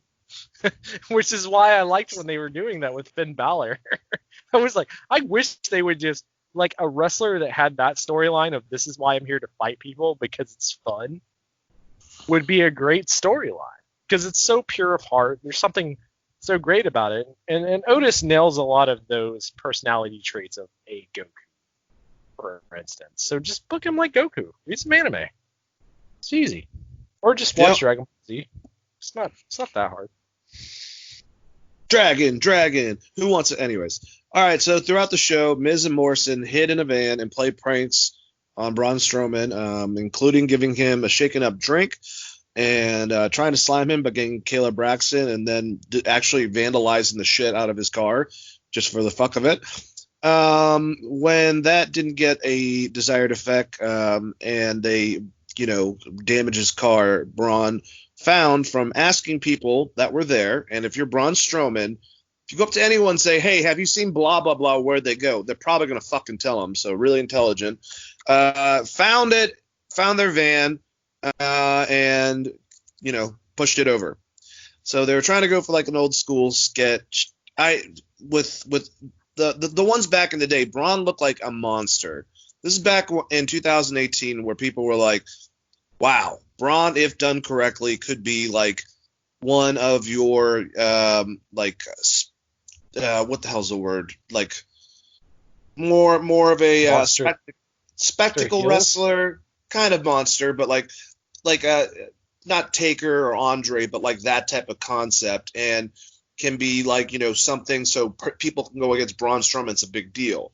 And not saying that Big Show is not that, but he kind of tends to go more on the side of he'll be up for anything, including being in a gag where someone gets slimed in it and something stupid like that. And Braun, it's fine that it's more positioned, it seems like, with Paul, with the Big Show, as opposed to, something that he could have been, I think, a little bit different. But these weren't that funny. These are kind of dumb. And he flipped a van. and he's gonna beat the shit out of two of them. I hope this is the opening match. It's 2 seconds, and he wins. I don't know. Well, did you like this stuff, Chris? No, it's fucking stupid. Isn't he feuding with the Fiend? Well, right now he has a championship match with both members. Well, John Morrison and fucking Miz. I mean, yeah, but we know that doesn't matter. So, Yeah. like, isn't Yeah, he you're supposed right. to be feuding with the fucking Fiend? Yep. This is the best build-up they can give you is you're going to bury John Morrison. You brought back to the company, who is a great athlete and has been a champion everywhere else he went, to do this storyline with Braun, which is a goofy version of what he was doing in 2018. No one believes him as a monster anymore. Nope. When you lose to Brock, you're not a monster anymore. You're defeated. It's like what they did to Vader in the 90s in the WWE. When you lose to Shawn Michaels, you're not a fucking monster anymore. When he did that they gave him a very big run as being unbeatable and unstoppable, even though some of those matches were goofy, like the Kalisto match where he just puts him in the dumpster, and Kalisto's just standing, and they counted that as a win. Like, some of that shit's very goofy, but he was still winning his matches. Outside of the championship match, what has he done? What has Braun done to deserve this? He lost the IC title in a similar match of what they're doing now. It's just stupid. I mean, unless the idea is to put it on John Morrison, which they're not going to do. But if the idea is that they're going to put it on John Morrison and give him a huge heel run, that could be very smart because he's fucking great. He's a great wrestler. Yep. Have good matches with AJ Styles, Daniel Bryan, all the people, Shinsuke Nakamura, all the people he probably would love to work with. Friend of the show, John Morrison, by the way. All these people that he would love to fucking work with. But I don't think they're going to do it. What they're going to do is exactly what you're saying. And it's going to not be good. Yeah. I agree with the IC thing. I think that both him and Miz should be involved with that same group of people. And just, I mean, that's a stacked Intercontinental title division. I don't know. Well, I was more talking about, like, the way that Sammy won the IC title before the tournament was a 3-versus-1 match against Braun. And Stupid. Sammy won.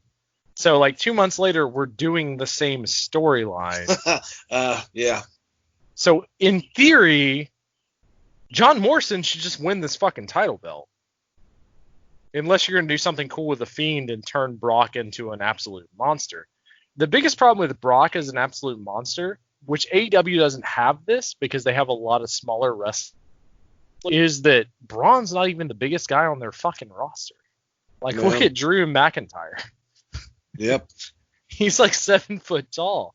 Like, when you put Braun, like, when you see the Rumble matches where Braun, like, somehow happens upon the Undertaker, you're like, damn, Undertaker's a big ass dude. Dude, I think Austin's probably about his size, honestly, height wise. I could look that up. I mean, he's a hoss. He's a brick shit house for sure. But, like, it was like when Brian Cage was in the ring with John Moxley, and you're like, oh yeah, WWE only hires big guys because John Moxley is, like, taller than Brian Cage.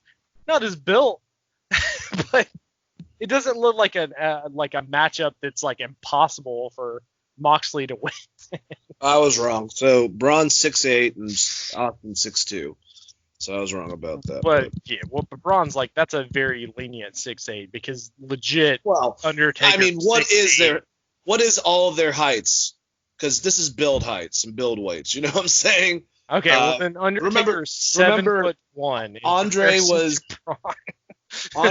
7'4", and he's shorter than I forgot what the basketball player is, who was like 7'1". Shaq? What's that? Shaq? Shaquille O'Neal, 7 foot tall? No.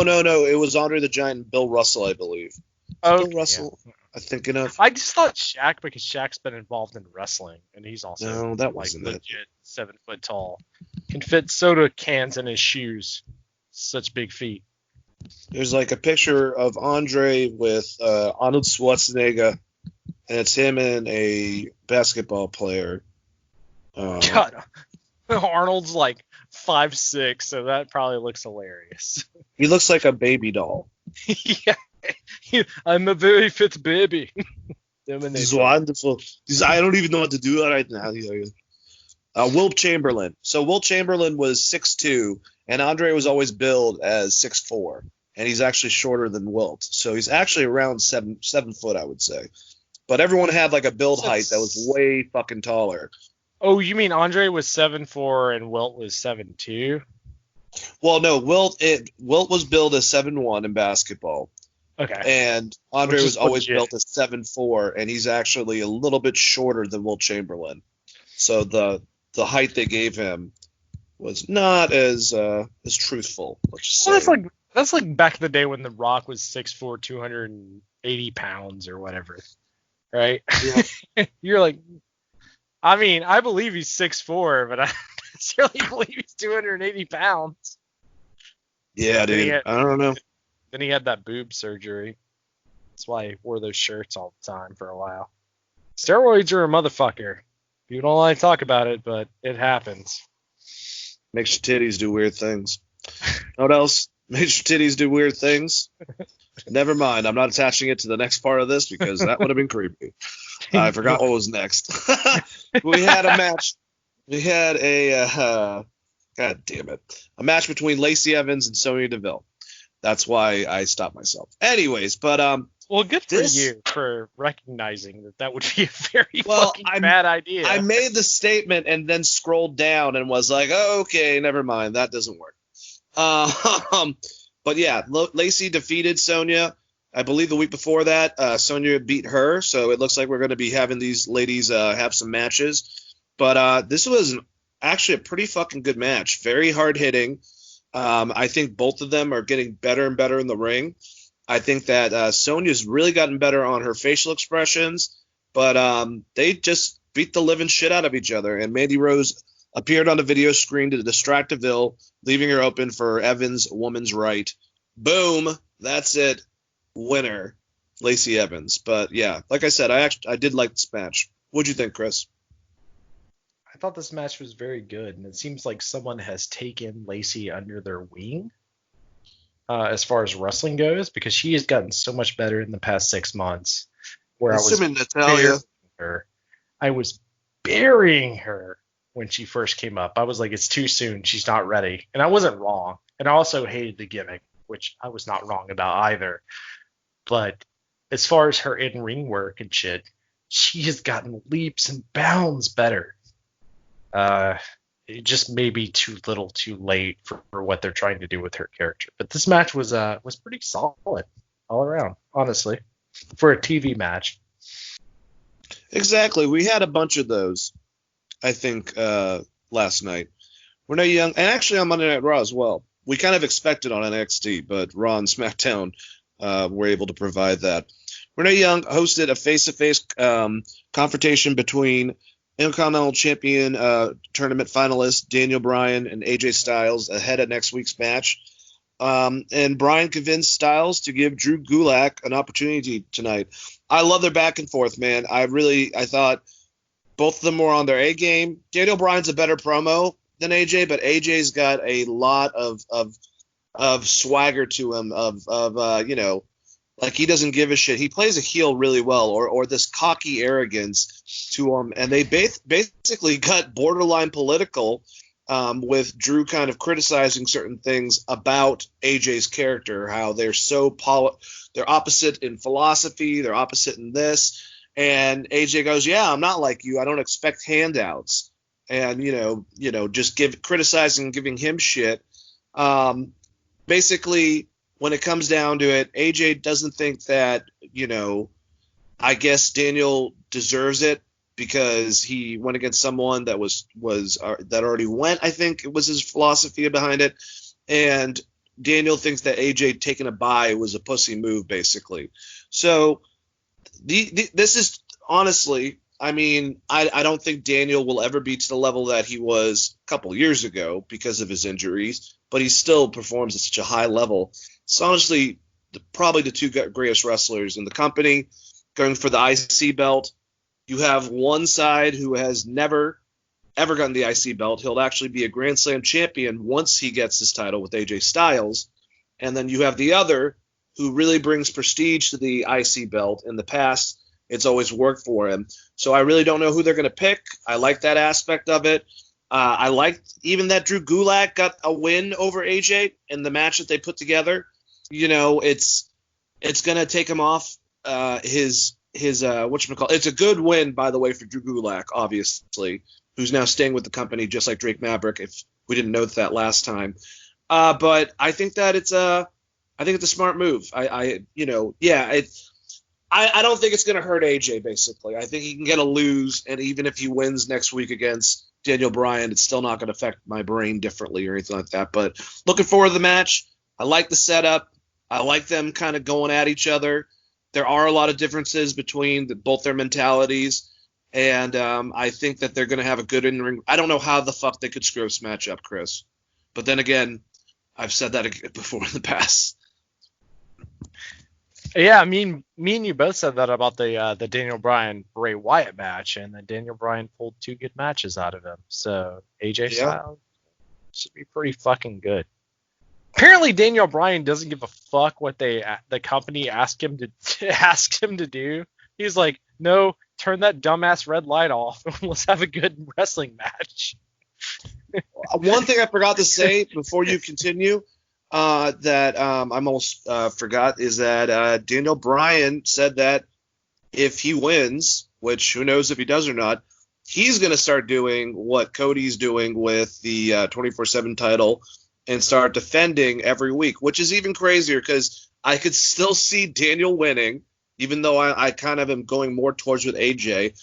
And doing that, even though, I don't know, when he first started, he was like, yep, I'm going to wrestle probably like maybe once or twice a whole entire month. It's like bullshit. And now he's just going full force all the fucking time. I think that's fucking incredible, and he should totally do that. I will say he's not going to have as much wear on his body because they're not traveling live. Yeah, You know what I absolutely. mean? Like, he's not sleeping in shitty hotels and eating shitty food. He's probably able to just go home to his Florida home and relax with his wife and beautiful daughter. Does he have $2 now? Doesn't he have two? Maybe one or two. I don't know. One's in the belly. Okay. Apparently they're having relationship troubles, according to my fucking Google every time I open it, where they have to tell me about Total Bellas. I think they're okay, guys. But yeah, that's going to be a great match. Two great wrestlers. I mean, the match that AJ had was really good on this show, by the way. But I mean, it's a dream. Yeah. To me, it's to some extent a dream match because they missed each other. And to me, they missed each other in Ring of Honor at their heights. AJ is, like you said, he's not the best promo. But because he's so fucking good in the ring, his charisma has carried over to like making his promos good. In fact, AJ is better at the acting part of his job after watching the Boneyard match, which is really weird. You would think it would be opposite, but like AJ's kind of great at like looking at a wall and going, "Oh God, it's the Undertaker." I don't know, man. I love that matchup. I think it's great. It's probably the best thing happening on SmackDown is anything involving Daniel Bryan and AJ Styles. Which you could say that about any wrestling product. It's like it's the best thing happening right now, either AJ Styles or Daniel Bryan. Because I mean, this show is struggling outside of them. And that's why they brought AJ back. They needed a fucking another big star. But just going down to it, they've been giving matches a fair amount of time. Some of them I don't think deemed it as much. They better give this fucking match at least 30 to 40 minutes. I wouldn't give a fuck if it was the last hour. The whole show? Sure. I mean, you're talking about two people that, like I said, they have been great in some of the same companies, but have somehow always missed each other. I'm sure they've had a match somewhere that's great that I haven't seen, just because they were kind of Daniel Bryan got fired from WWE twice, once for choking a guy with a tie. Stupid. But because they were both indie guys, I mean, this is like AJ Styles versus Samoa Joe. You just want it. You want to see it. It's got to happen because you know it's going to be fucking good. And it makes me very sad that we haven't gotten a full banger between AJ Styles.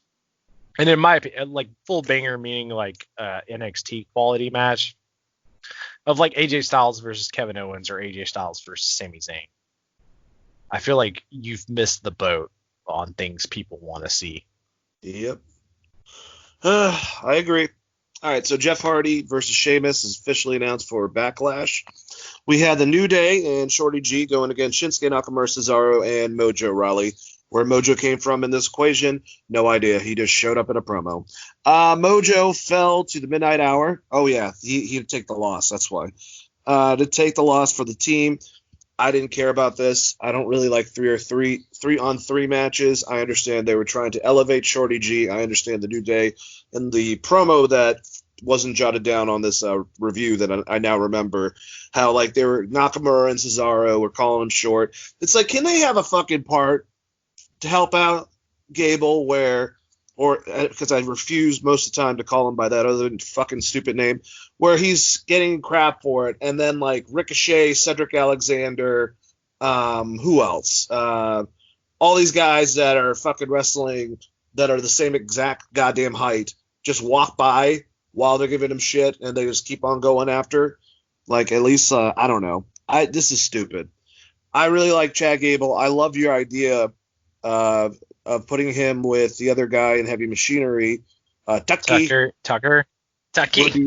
would be great. It just sucks because, honestly, I've heard wrestlers say this, and I've heard a lot of praise from his biggest idol that, you know, you're looking at someone that really could have been very close to a Kurt Angle, this more beneath guy that's small but actually has credibility outside of it and can go against someone big like a Brock Lesnar, because he's a little bit shorter than Kurt, and instead he's Shorty G, and I like him with the New Day.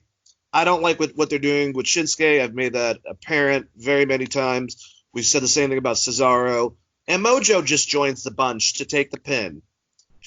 Just 2 thumbs down, way down. Fuck it. I agree. And I love New Day. I love New Day. Well, I mean, it's not New Day's fault. They got booked in a shitty match. Man, Xavier Woods. Xavier, are you coming back soon? The world needs to know. We love you.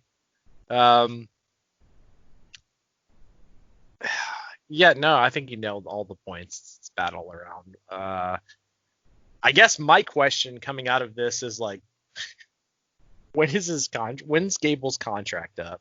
Because if he goes to New Japan as a shooter in the G1 and has a match against Suzuki, that's a career maker for him. Oh wow, that'd be awesome.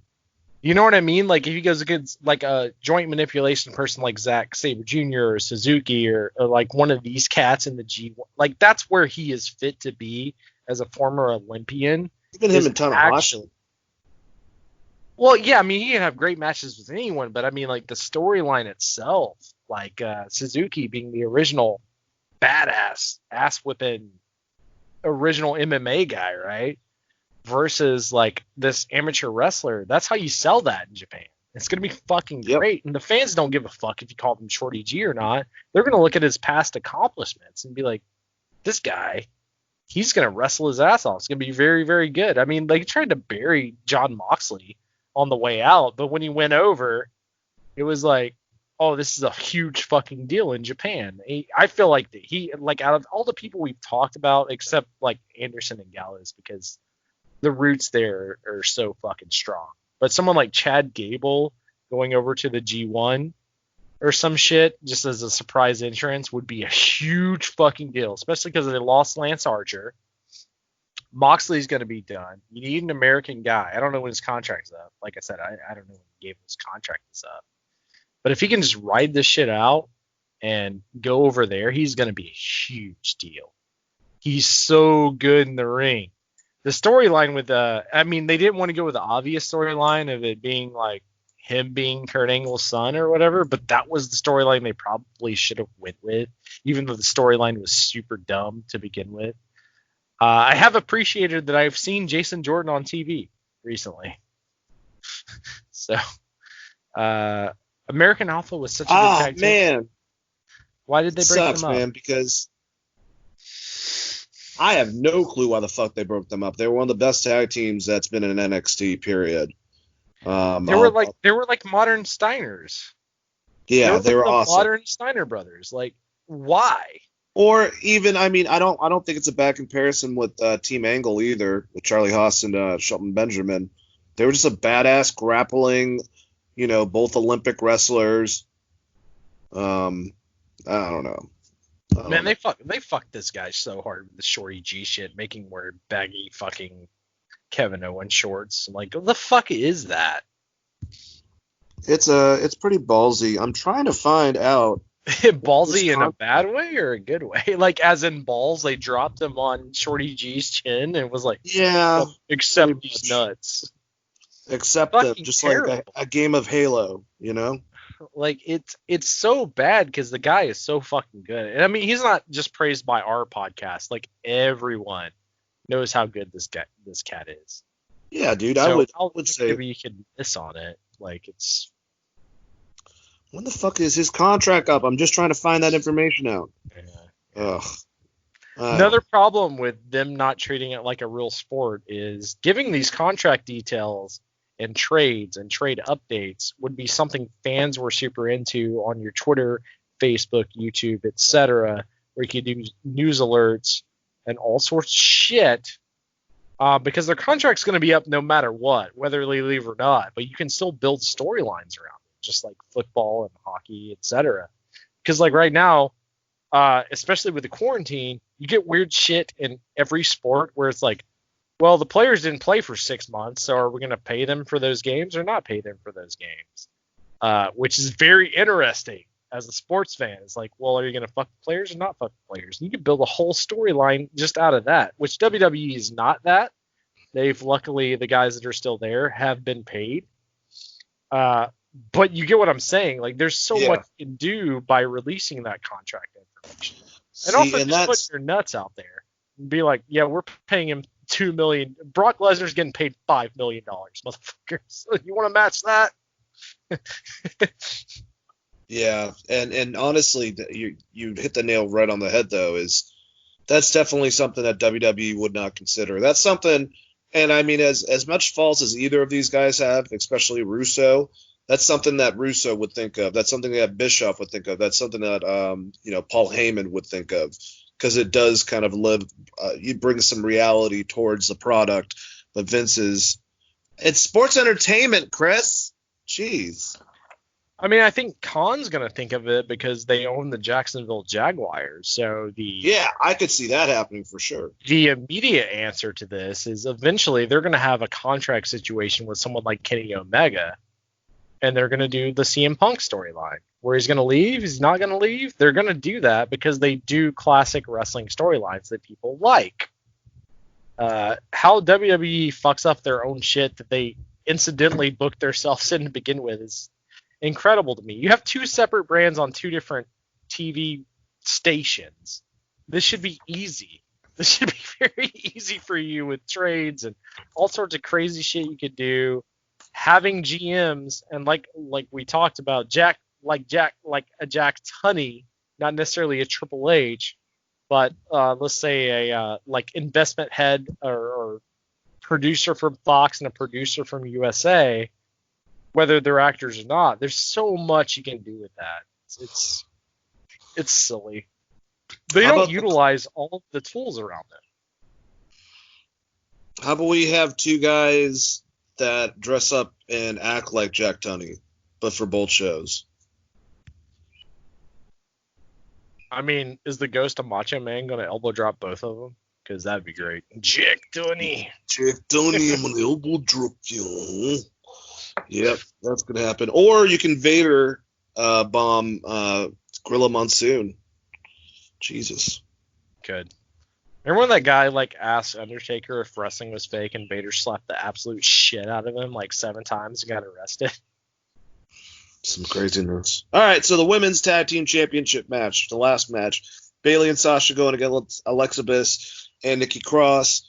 The breakdown of the match, Cross countered a Banks statement into a pin, but Banks countered that into a crucifix pin of her own to win the match. Bayley and Banks are now two-time champions, and Bayley is the current double champion, and they celebrated and celebrated. But what I do have to say is I like a lot of this match. I thought it was a pretty good tag team match. Cross, even though I'm pretty sure she got the pin, she's been looking more like a fucking psycho in these matches, which is reminiscent to, her old ways. And I wonder if this is going to cause some type of rift between Alexa Bliss. I don't know. I like the fact that they took time. In part of this match, Bayley gets cocky, tags herself back in. It pisses off Sasha, who doesn't leave the ring at first.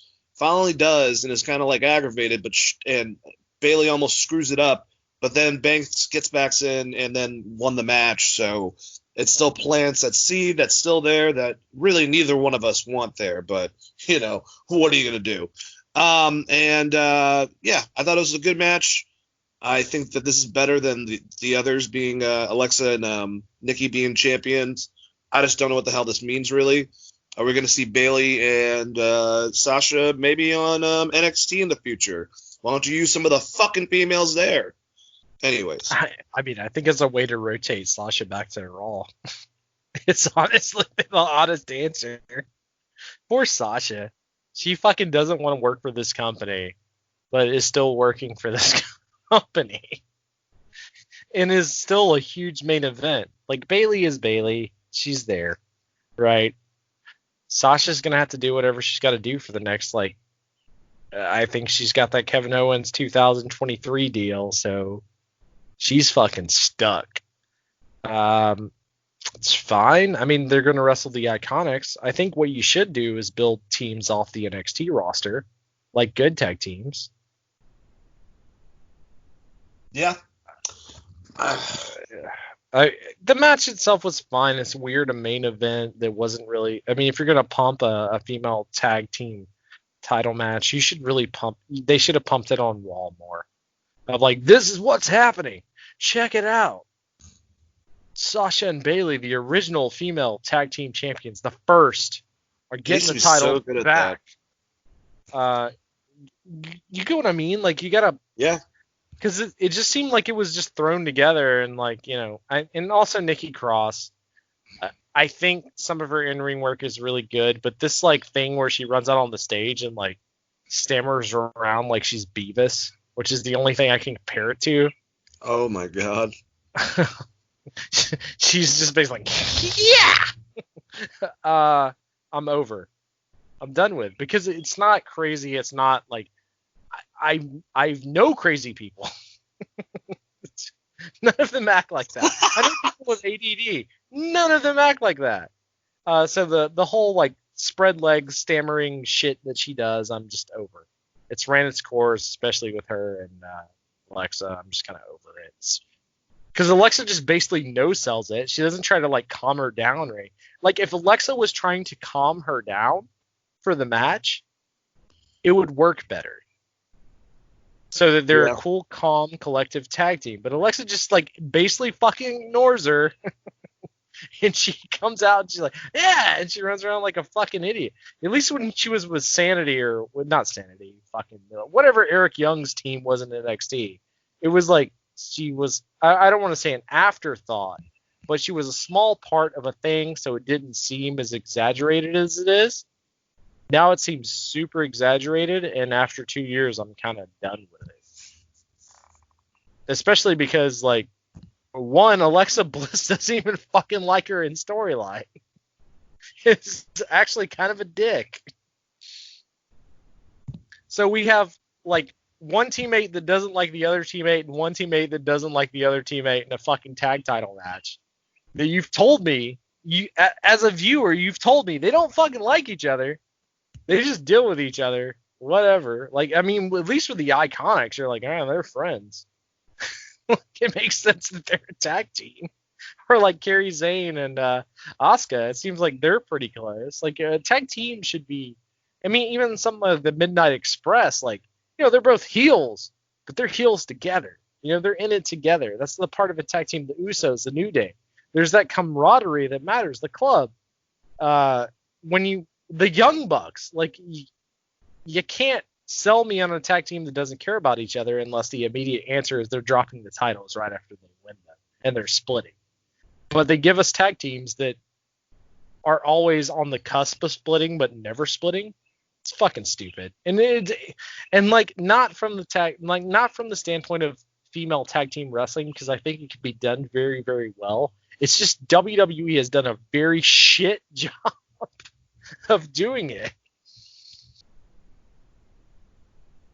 Yeah, man. Yeah, they've done a terrible job. And Nikki Cross, when you were describing her, I had to let you know that she kind of reminds me, her mannerisms, of the like Wild Jungle Boy from the Wild Thornberrys. You know, the ones that make all the weird noises and shit. Sorry, I had to say that. I mean, yeah, it's pretty. I agree with you. It's pretty much that. It's so over exaggerated, and her, like, you're going into a match. If you're a tag team partner, you would calm her down, because when she was in NXT, it wasn't that. Like, yes, she was crazy and could turn on that next level or whatever when needed. Like, she can cross body block the fuck out of a giant member of War Machine or whatever through a guardrail when needed. But like, what they're doing with her is just it's bad, because Nikki Cross is actually a phenomenal wrestler, but the character they're asking to play, which it's just very 80s feeling and not realistic to almost with what we know about almost Jimmy illness. Valiant, but a little bit more over the top. Well, I mean, like Seth Rollins, for instance, right? He's on the brink of losing his mind. Yep. If the opposite is you've lost your mind, are you Looney Tunes like Daffy Duck losing his mind, or are you more like Seth Rollins where you're thinking about murdering someone?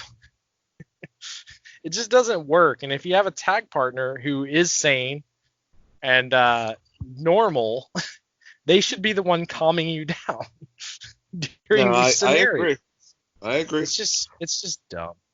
But yeah, whatever. They lost the titles. No one cares. I mean, like Sasha, this storyline is drug on. We've been talking about this feud for 3 years, so WWE, no one gives a shit. It's just another layer, bro. It's just another layer.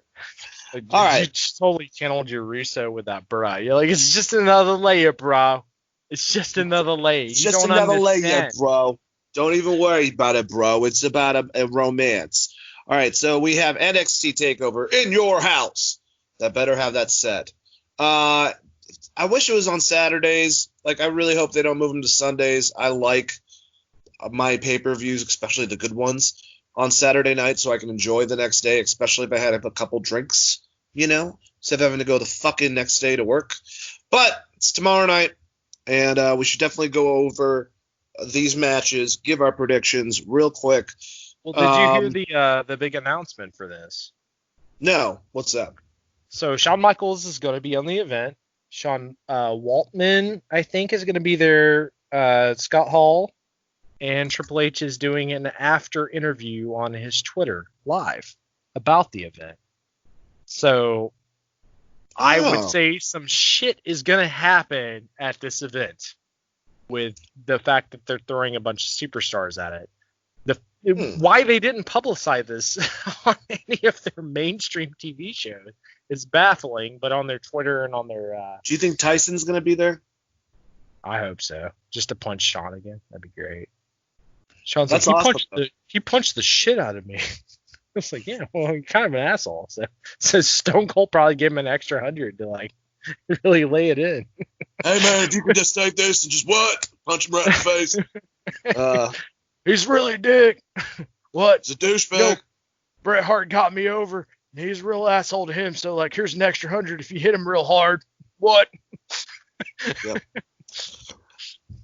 All right, so these matches, all of them seem like pretty good matches. It seems like this pay-per-view will probably be, I mean, even though it's 6 matches, it might be longer than they are normally, but it'll still be a hell of a lot shorter than, what is it, Backlash coming up? Either way, first match that we're going to go over, this is not the exact order of matches, just how it's listed. Finn Balor versus Damian Priest. I'm kind of confused on this one because, all right, if they do it in some way where Imperium gets involved, I guess that's an easy out because we're still setting up eventually the UK title with him and Walter. So they could do that. But you would think if we take that away from this, Finn could use a win, especially even the way how it happened, losing to Cameron Grimes. But Damian Priest really could use a win, especially a win against Finn Balor, which would help him out. So I'm actually going to go Damian Priest, and I actually think it will be some fuckery with Imperium coming out, causing some shit, and then it ends up with maybe not even Damian rolling him up or anything like that, but giving him his finisher and taking out Finn Balor. But I hope it's a good fight, and I've seen Damian do some pretty cool things in the ring. I'd like to see more of a structured match from him, and he's got a damn good dance partner. Who do you think's going to win, Chris? I think Finn Balor's going to win. He's going to come out with some cool costume. It's Takeover, after all. It's going to be something really neat. Maybe he's going to be wearing a bunch of Legos. No Demon? Oh, Demon Finn Balor would be great. I think they're saving that for the Walter match there, right? So I think. Yeah. I feel like I think he's gonna win. He needs to win here. Damian needs to win too. You're not wrong about that, but I feel like the fans are really behind Walter and Imperium, and no one really cares about Damian Priest. So he's just gonna be the guy that's left out to dry on this one because Finn's gonna win. I hope that he still does the double stomp into the second finish that he has, because I think that's a good look. And also, yeah, I like that better, especially because he's kind of playing a tweener character. A high spot finish is not like a heel move, which is one thing I love about the Bastard Pac is he changed it. So he still hits his it's basically a Falcon Arrow. He calls it something different. So he hits that move, Red Arrow, but then he just immediately puts them into a submission afterwards. And now he's doing it towards their back. So he's trying to actually hurt the person. That's very heelish. So I love that shit. Like, I love that psychology of taking the next step of, I'm going to do this spot, but that's not going to be the finish. Like, the finish is going to be this. The little bit of the letdown to the fans because you're a heel, so to speak. But, yeah, I think Finn's going to win here, and it sets up, Walter versus Finn eventually. Do you think Walter is very excited about this vacation he's had since he signed up to only wrestle in the UK and they keep bringing him over to America regardless? Well, I guess he hasn't had to worry about it for a while. And I think actually in this case they were supposed to be doing it in the UK, but it got canceled. I forgot where the hell they're having the takeover. But he's doing his thing, and he's still one of the greatest fucking wrestlers that's all in NXT. So he's awesome sauce. Also, if you guys are just listening to this and have never seen a Walter match, go watch him versus Tyler Bates, the UK NXT. So good. Tyler Bates is great. Walter murders this man. It's incredible. It's a great wrestling match. One of my favorites from 2019, for sure. Yep. All right, so we have a pretty awesome, I think. I'm not the biggest fan of 3-on-3 tag matches, but the ladies they're using, I think this is an awesome match that they added to it. And I like how NXT can provide you with actually having a reason for all these girls collectively on both sides not to like any of the other girls because of the matches that they led up with them. Tegan has a problem, obviously, with Candice LeRae, obviously has had problems with Dakota Kai and Raquel because of that. And then you have Shotzi, who same type of situation, and Mia Yim with Candice, and Mia Yim with Dakota Kai. So they've built this really well. It's 3-on-3. I think it's going to be a Candice win against someone or a Tegan win. But I don't know. It's hard for me to pick the babyface team or the heel team. It kind of makes sense for possibly Tegan to get a win over Dakota Kai. I'm going to assume. So I'm going to go with Tegan Knox winning it for her team. But this should be an awesome women's or just wrestling match in general. But how do you like this 3-on-3, Chris? Well, we kind of talked about it on the last show, but man, I feel like the babyface team is going to win here, mostly because I think Johnny Gargano is going to win later because of the way that storyline's tied together. But Tegan Knox, I think, gets the win. Or Shotzi. One of those two. Cool if it was Shotzi. It would be cool if it was Shotzi, because I think there's a lot of things that you could set up with her. And also, like, what's Ruby Riott doing, and why haven't you made them a tag team? No shit, man. Because Ruby Riott is fucking great in the ring, and so is Shotzi, and they could have very good matches against a lot of, like, if you were like, Chris, do you want to see a tag team match with Ruby Riott and Shotzi Blackheart versus Bayley and Sasha? I'm like, fuck yeah, I want to see that. Like, yeah, exactly. Why would I not want to see that? That sounds awesome. Yeah, I don't know. I mean, they seem like they're pushing Shotzi, so maybe she gets the pin, or I'm assuming the biggest heel in the company, Tegan Knox, is going to get the pin. The shiniest. I was about to correct you. You're funny. All right, but yeah, that match should be pretty damn fast paced and should be an awesome match. We have the North American Championship. Keith Lee going against Johnny Gargano, and this should be an awesome match. And I really think that Johnny's going to take that title away from Keith Lee, be a 2-time North American champion. Just so he can shove that concept down everyone's throats, because that's the way that he's going with his heel work. And, you know, if you're going to do it, it makes sense to really commit to it. There can be fuckery. There can be reasoning of why Keith Lee gets some type of advantage taken from him because, you know, Johnny's a heel. So, but I think this is going to be a fun match. Both guys know how to work in the ring. I'm looking forward to seeing Keith Lee work with a very athletic small guy as opposed to what he usually works with. So it'll be fun to see the two of them play off, but I think Johnny's going to win it and be a 2-time North American champion. What do you think, Chris?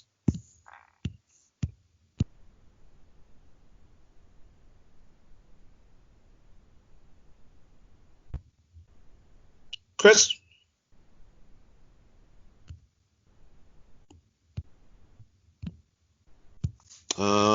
Did my volume go down?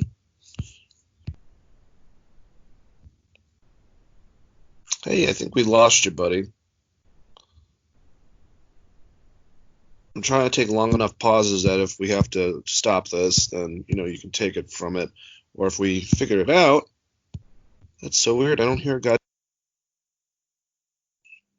Yeah, so, I mean, I think for sure that Johnny Gargano might come up with the win here.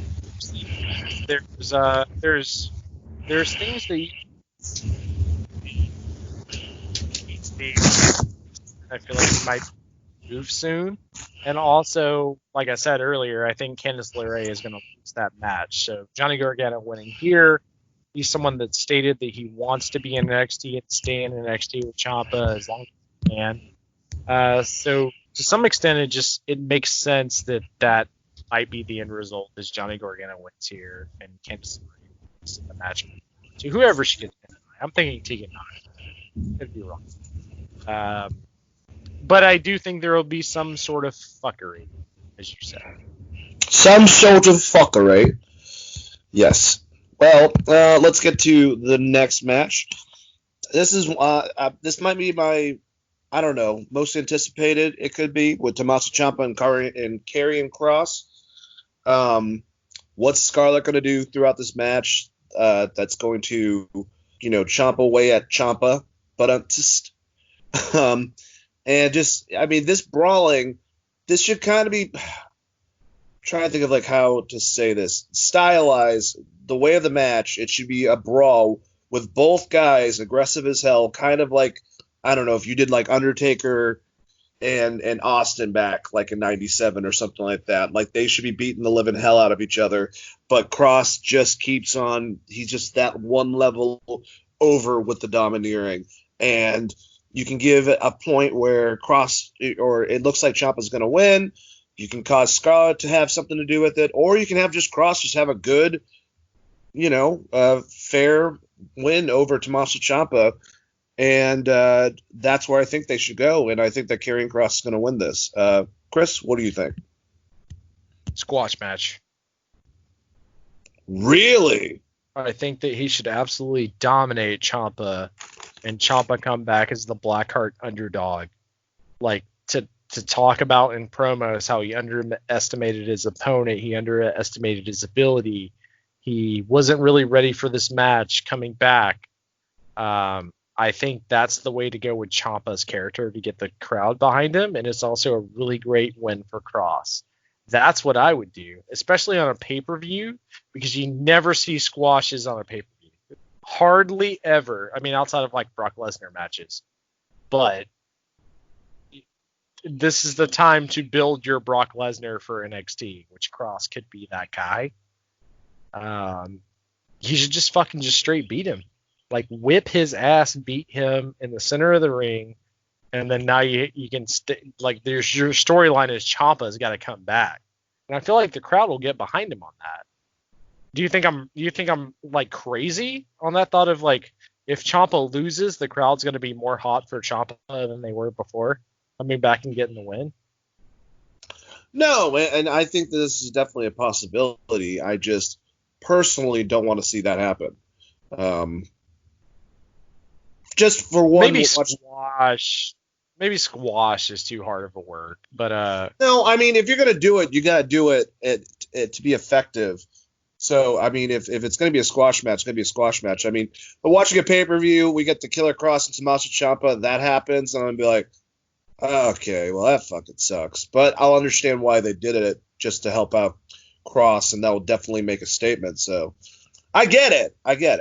There's a perfect storyline that already fits this, which is when Brock Lesnar came back and fought John Cena, and he murdered him. He suplexed the absolute shit out of him for 10 minutes. He killed Orton. And then John Cena came back and won, and they gave no follow-up on it. That's a WWE problem. But with NXT, if you have Killer Cross kill this guy, right, murder him in the center of the ring, everyone's going to be hot for Ciampa. Because you're going to be hot for Ciampa anyways. He's an NXT legend. Like, that guy he's going to be synonymous with that company, just like Samoa Joe and AJ Styles are synonymous with Ring of Honor and TNA. He's just that guy. So when he comes back and beats him, he can make it even bigger and better.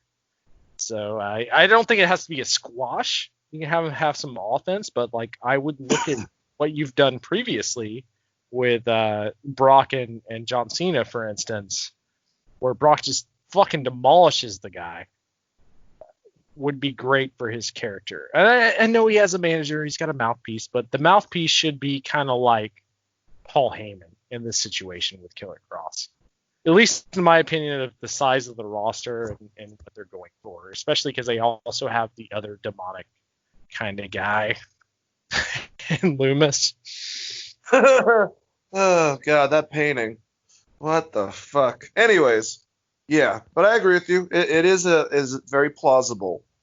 But the last two matches, I think, are the ones that everyone's looking forward to.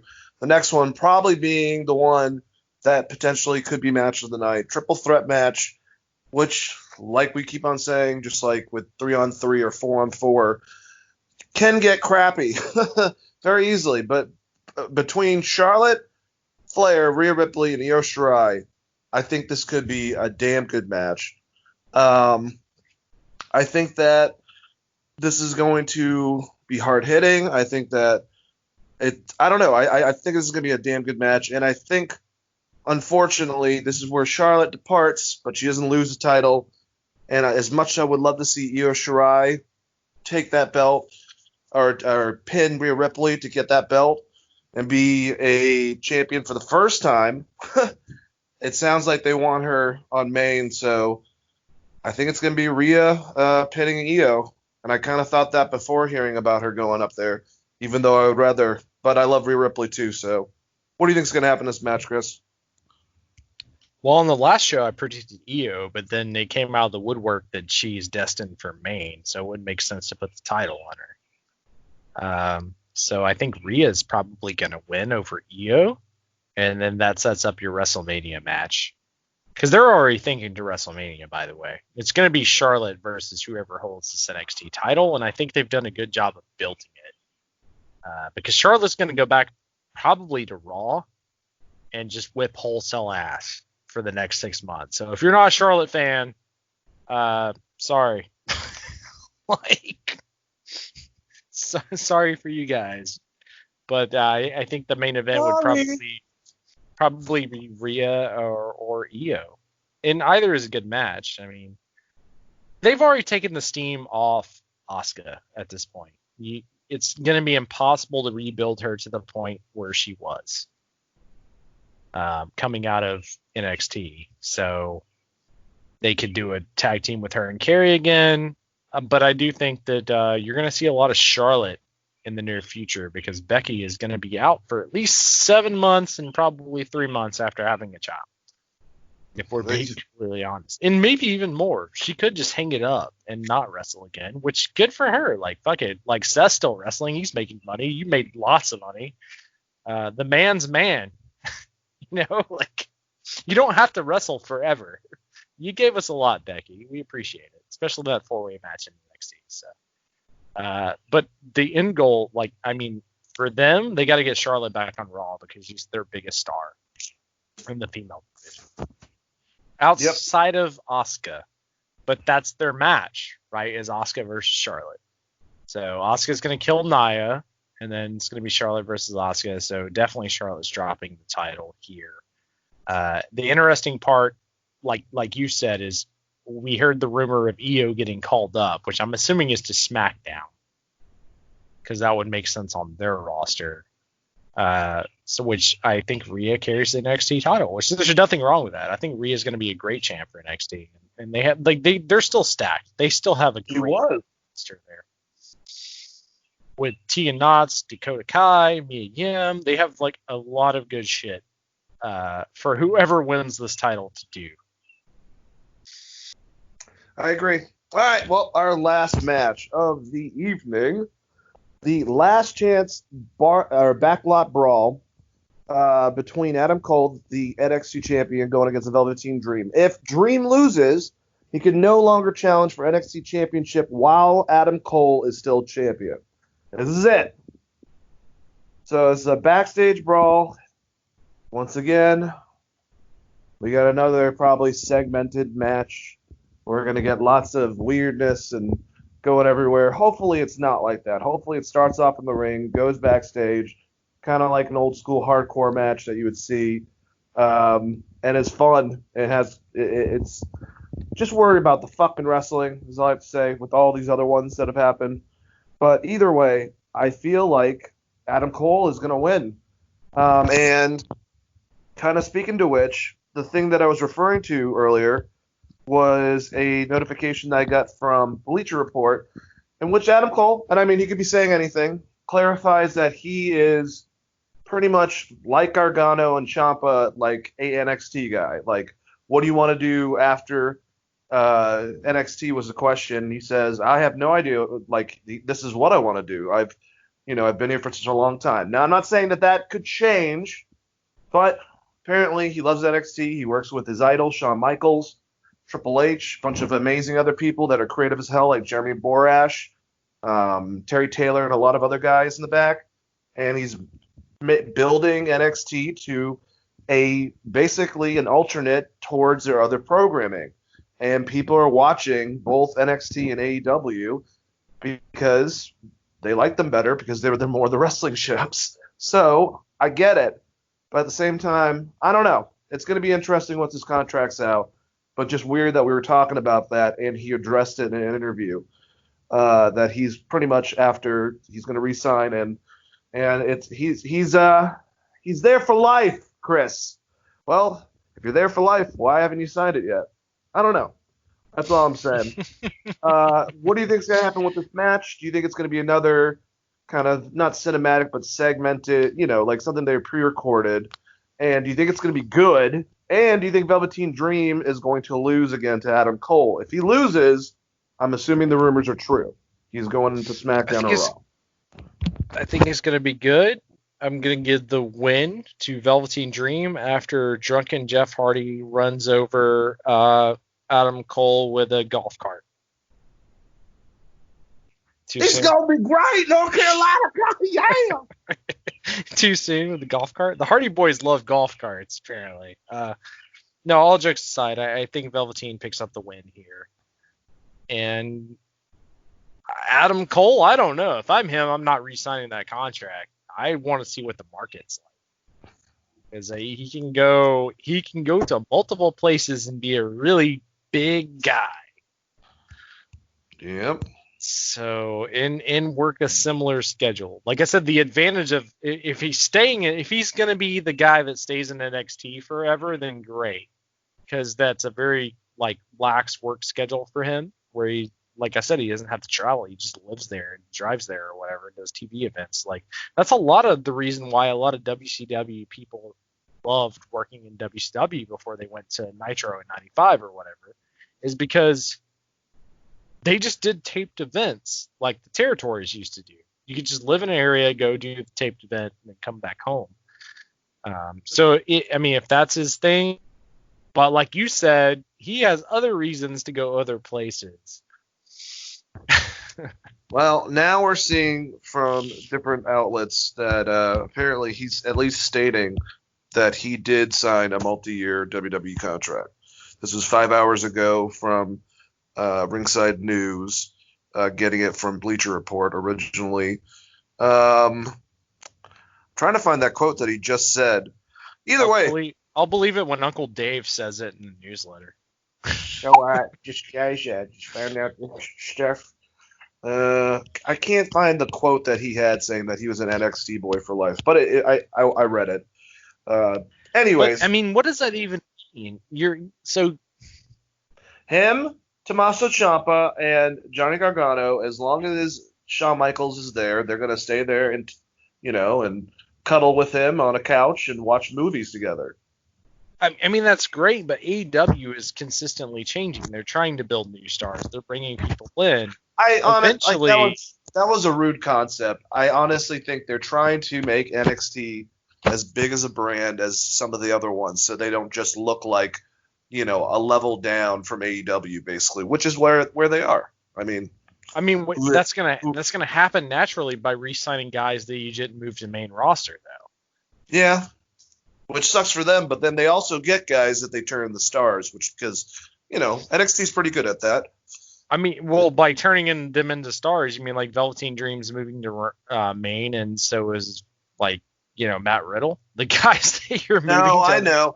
Well, Matt Riddle's a weird case, but I think that Velveteen Dream, both me and you can agree that he's been simmering for a long time. We've been waiting when the fuck they were going to pull him up, especially with all the praise from Hulk Hogan and fucking The Rock and fucking whatchamacallit, different people out there, the John Cena's, But with Matt Riddle, I have no idea. I thought he pissed people off.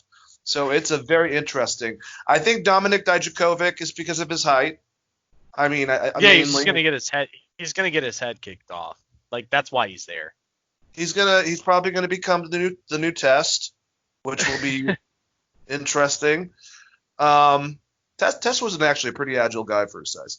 I'm sure that Dijakovic's not gonna care if he's getting paid $750,000 to just catch a Claymore kick every 4 weeks. He's also he's someone that you could put him against Braun Strowman, and you could put him against Seth Rollins and have good matches, or a decent foe, if you will, visually for another monster. Or if you want to expand Seth Rollins' brand and still do the Drew McIntyre thing, he could be a bodyguard. There you go. I agree. But it all ends with him getting fucking Claymore in the head, though. Personally to me, yeah, that's damn true. Personally to me, with Io Shirai, I think she's there to be a foil for Asuka. specifically. They could try to separate that and put her on a different thing, but I could see her, I don't know where the fuck Bianca is. She's been on Main Event. That's another person I'd like to see since they called her ass up and they keep on putting her on Main Event now. What the fuck's up with that? Well, I mean, I think they're sending Charlotte to Raw because Vince sees Charlotte as a huge star, and they're going to send Io to SmackDown and see what happens. Well, what they could do is if they wanted to put Io on the same show, have Io be the reason why, Asuka loses to Charlotte, and Charlotte gets the belt. And then you piss off a lot of people. Yeah, that would be great. They could do something like that. I mean, everyone's going to be pissed. If Charlotte's in a match, someone's pissed already, so it doesn't. Oh, Charlotte's in this match? Fuck this match. It's like, really? Bullshit. It's like, you don't remember her versus Sasha like 5 times that everyone loved and was like, this is the best female wrestling I've ever seen in America? No, they all forget about that. Fuck Charlotte. Yeah, it's silly. But what are you going to do? I have no idea. I think that's pretty much all the people that are apparently getting called up. I know that Matt Riddle obviously has been announced. I know, like I said, Drew Gulak, Drake Maverick, they both re-signed. And yeah, it was Io Shirai. I thought there was another female wrestler, Chris. That's what I think I'm screwing up on. But then again, they already have Bianca up, so hopefully they start using her. So someone left. I mean, I don't know if this is what you're talking about, but is it Cantazaro left to go to Impact and made an Impact debut? Did we talk about that? Yeah, no, she did. She got let go, and she was actually pretty happy about it because she wasn't happy, and then she just showed up on whatchamacallit, Impact, like you said. Promo was fucking terrible, by the way. So, it wasn't good. It was not good.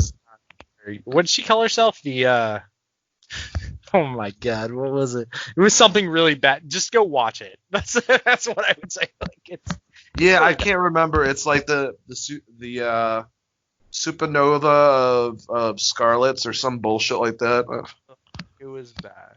I was like, you're gonna be the person, and also they still don't have their champion. Tessa Blanchard's still not going anywhere. So, man, that company is in disarray. Talk a little bit about Impact right now, where Tessa has just not shown up to any event for the past like 6 weeks. And so there were sayings that since she lives in Mexico with what's her boyfriend's name, Daga, that she couldn't come over here, but now apparently you can travel. So there's not like very unknown reasons. But then again, we haven't seen Phoenix over here. I don't know what the hell the level is. All I know Phoenix is she's also Ray's hurt, right? Ray Phoenix, she's hurt. Oh, I'm sorry. I meant Pentagon because we saw Ray Phoenix on AEW, but we haven't seen Pentagon. Like Pentagon's in Mexico, but they also have at their company that if the person doesn't feel safe, that they can stay home. So just like the other ones do. So I don't know what the fuck it is really. It sounds like she's trying to get out of an Impact contract, is what it sounds like. And I'm not trying to be a dick, but. Well, her 2 options, she would help out a lot. Maybe not a good idea to like your first match go against Shida after you made some very fucked up comments towards Japanese wrestlers in Stardom. Yeah, probably not. That's a good way to get kicked directly in the face. Yeah, probably don't want to do that. Shida is as far as professional women athletic performers, she's pretty stout for her size. On the same level as Tessa Blanchard, it might kick her directly in the fucking dome. So I don't know if they want to go there. I don't think they should. Yeah, I think is that pretty much everything in wrestling news for the rest of this week until we find out tomorrow night what happens, and then we report back with our recording. Not tomorrow night, Sunday. Yeah. Tomorrow night is Sunday. I thought it was Friday. Fuck. No, I'm wrong. Sorry, Dave. No, I have one more night to sleep in. God dang it, this vacation went by so freaking quick. That's the other thing is me and you both are on vacation, so it seems like we're in a time lapse video or something. Something like that. Or at least a Culture Club video. Do you really want to hurt me? Oh, I was thinking like Take on Me, where I'm animated and just going through a refrigerator Yeah. Yeah. or whatever. We're here for all the 80s music knowledge for you guys. Well, you know what? On that note, I'm going to end this. We're actually, just talking about wonderful stuff, but I think that both me and Chris are tired. And I don't know why. We both are on vacation. We just said that, but, craziness. But either way, hope that you guys enjoyed second broadcast for this week of Wrestling Geeks Alliance. We love doing this show twice a week, recording them on Thursday to go over stuff related to NXT and AEW, and then on Saturday we record another show to go over Raw and Smackdown. Thank you guys for listening. If you search on any type of downloadable platform, whether it be SoundCloud, Stitcher, Spotify, iTunes, YouTube, is Redbox one of them? I have no. That's where you get these. Just any of them. Just search Wrestling Geeks Alliance. You'll find out our episodes. And that's pretty much the show. Chris, say goodbye to the beautiful people out there, and not the ones that Marilyn Manson were talking about. But they were beautiful, even though Marilyn was talking about them. The beautiful people. Hit me at Chris R. Patton on Twitter, on Facebook, Christopher.R.Patton.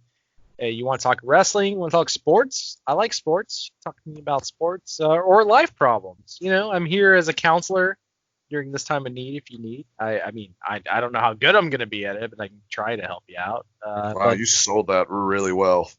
Yeah, I'm really great. I'm like the Ric Flair, selling myself as a personal counselor.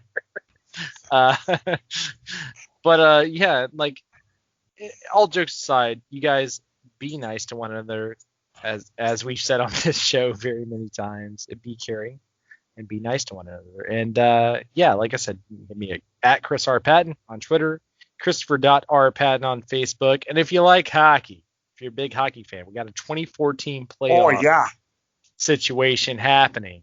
24 teams. It's going to be nuts. 24 fucking teams. 24 fucking teams, eh? Check it out. It's going to be great. The Devils aren't in it, so my team's not in it, so it doesn't matter, but I'm going to watch the hell out of it. So check out the latest episode of At Skates to Throats, which is good. We break down contracts, quarantine, because if you're from Russia and you have to go to Canada, there's like a 14-day quarantine before you're able to play. A lot of weird stuff. But anyways, check it out. Think you guys will like it. And Dane, as always, love talking to you, bud. It was a great show. Thank you. No problem, man. It was fun. And if you guys want to find me out there on social medias, you can find me at Dane Alves on Facebook. I am also at Dane Alves 42, I believe, on Twitter. Let's strike a conversation. It'll be a fun time. And thank you guys so much out there. Everyone love one another. I know it's so, it kind of sounds cheesy, but seriously.